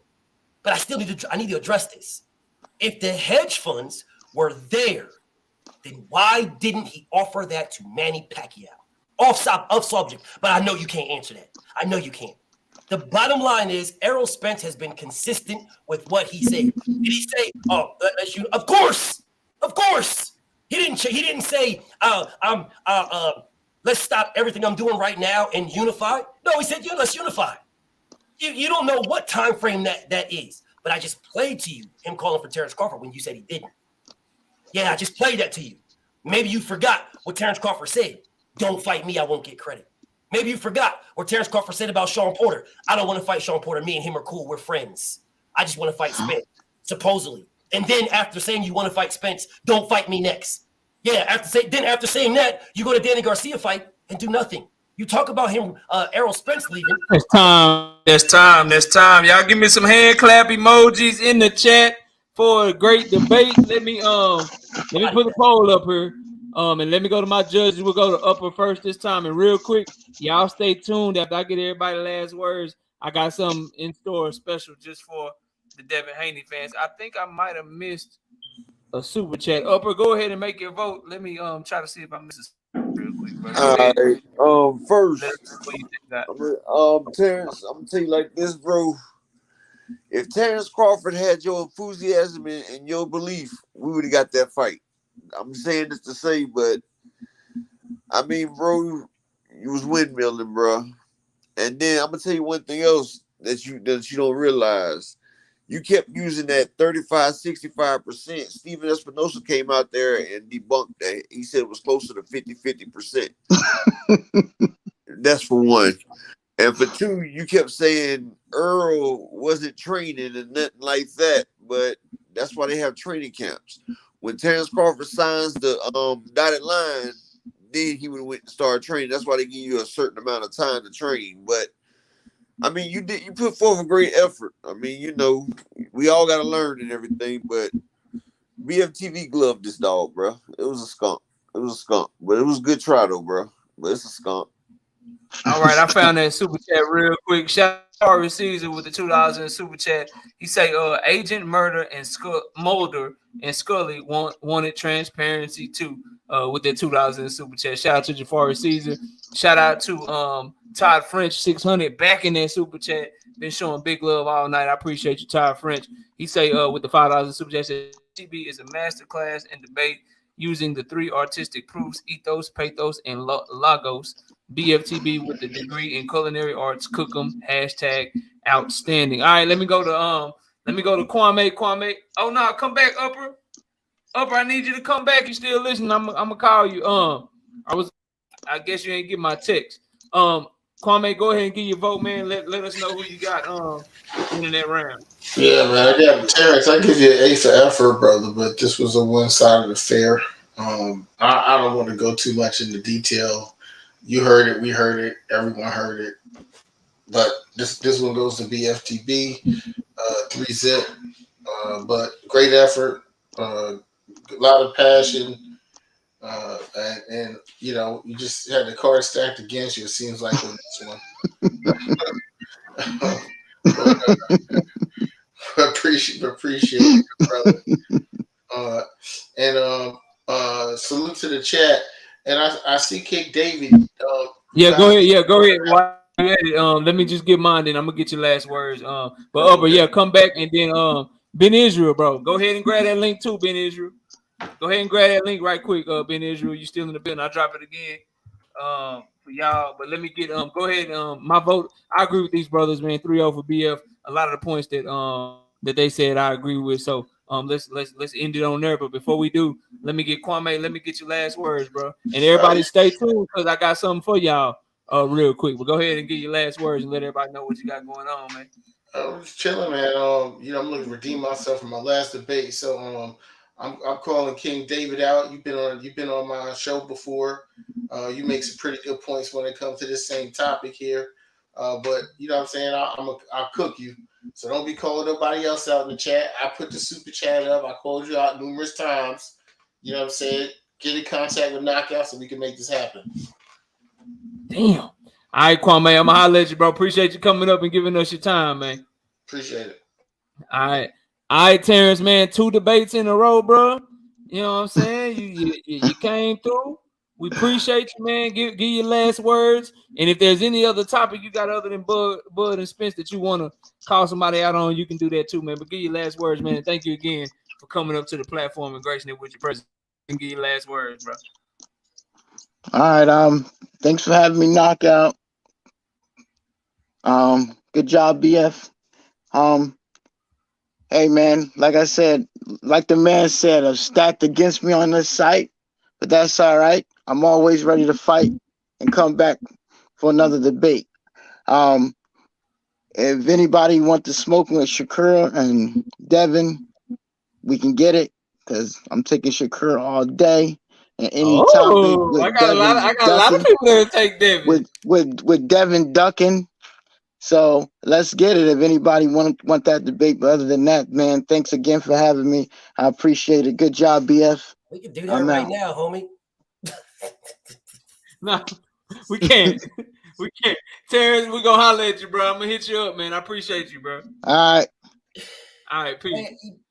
Yeah. Listen, bro. Go ahead, bro. Talk your shit, man. Listen, bro.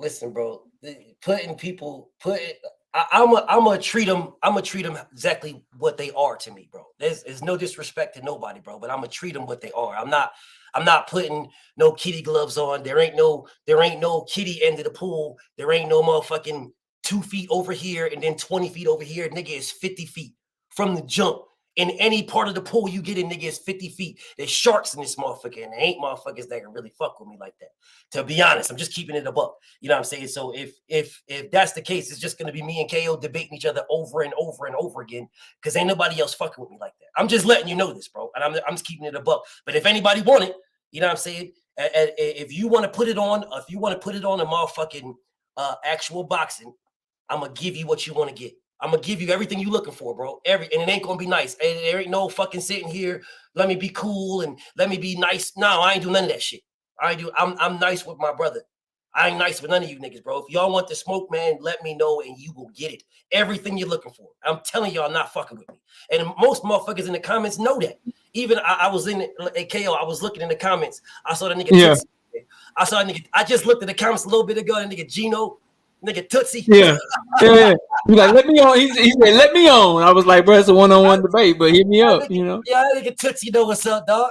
That nigga Tootsie know what it is. But anyways, bro, listen, bro, I give Terrence, I give him respect, though. I do. I give him respect. He knew he was in over his head, but you know, he still tested the waters. He drowned in the motherfucker.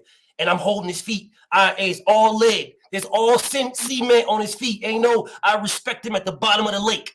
You know what I'm saying? I respect that nigga at the bottom of the lake. Period.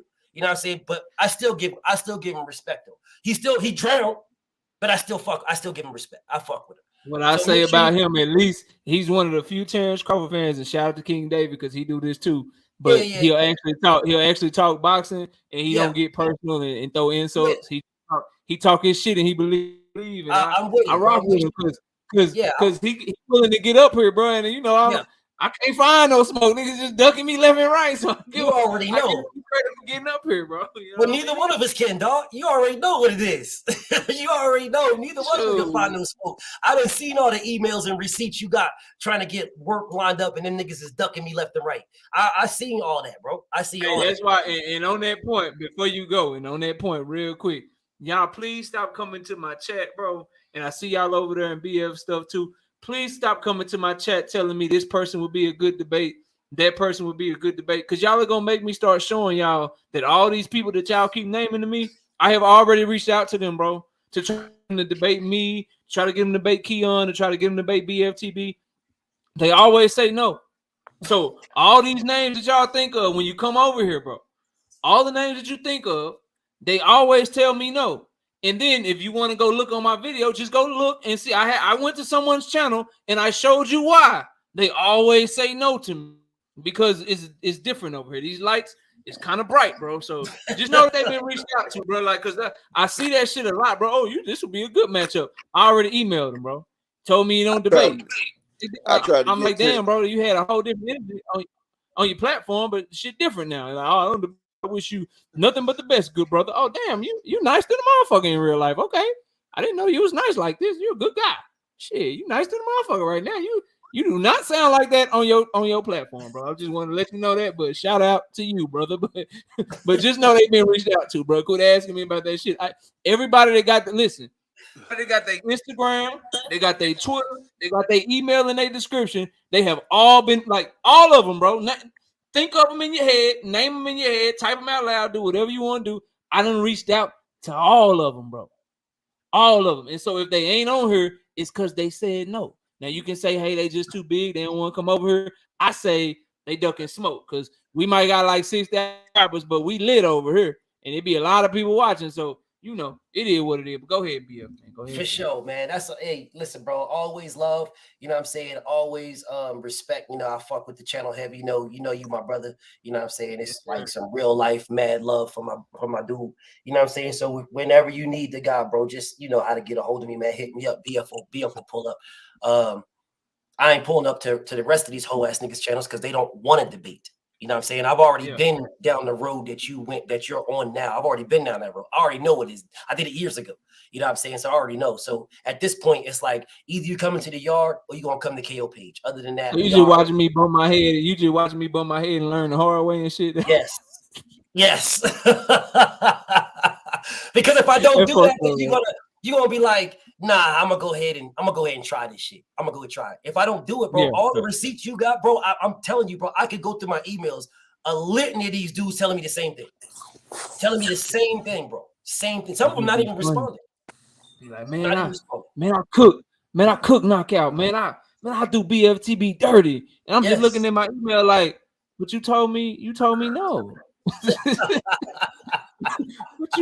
but you told me no though. Like, but I hear you on live, but you told me no, bro. What do you mean? I'm confused, bro. I appreciate you, man. Enjoy the rest of your night, dog. Appreciate always love, King. Salute to my brother KO. Salute to the people on the panel, bro. Much love and respect to y'all, bro.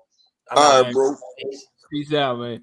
All right, shout out to Jafari Caesar with that 2,000 super chat. BF, that was your version of Ndongo. Shout out to Sean T with $5 super chat. Says BFTB drown the kid. And then shout out to Big Money Walt Daddy Ice with the 2,000 super chat. Says salutes Terrence Bud Lemonade for the smoke. No THC. That is all my super chat. So real quick, we got a debate going down Wednesday night between these two brothers. We got up on the panel. Ben Israel and my brother Upper Echelon, they going to edit over Tank Davis and Devin Haney, and I'm just gonna gracefully allow them to tell us what they gonna do to each other. So real quick, Upper, just we got Ben Israel right here, man. Can you just let him know what you gonna do to him on Wednesday night, man? Same thing we just seen today. It's gonna be a shellacking, bro. I mean, you know, this is like a heavyweight championship fight, bro. It's scheduled for 12 rounds, but it's gonna end early. Damn. Ben Israel, you hear that shit, man? Brother Yeah, Ben, you know, I hear the buffoonery. I'm waiting on to finish it. Oh no, that's all that need to be said. Damn. What you got to say, Ben? What can we expect from you on Wednesday night, man? You know, when people come one-on-one with the great one, just expect the unexpected. I ain't taking no sympathy from brother Echelon. I know that's my good brother. You know what I'm saying? But I got to make a statement Wednesday night. And you know, I'm sorry that it got to be the upper that I got to do it to. But he say he gonna knock Benjamin out before 12. You know, I'm gonna just hold it good. I got a lot of things I want to say now, but I'm gonna hold it back because I ain't gonna let them feed off. I'm about You know to what I'm say already. Look, man. You can fire Salute. a couple jabs if you want to, but just remember your arm's too short to box with God, baby. Yeah, that's what it is. I ain't trying to box with God, and I ain't trying to box with the Most High. But mortal man, I'm dragging him across the universe. But you know I'm a son of God, bro. So you know so I'm God with a little G. Remember that. You know I'm dragging him across the universes. You know what I'm saying? Oh shit. Like, Shit. Look, man, y'all tune in, bro.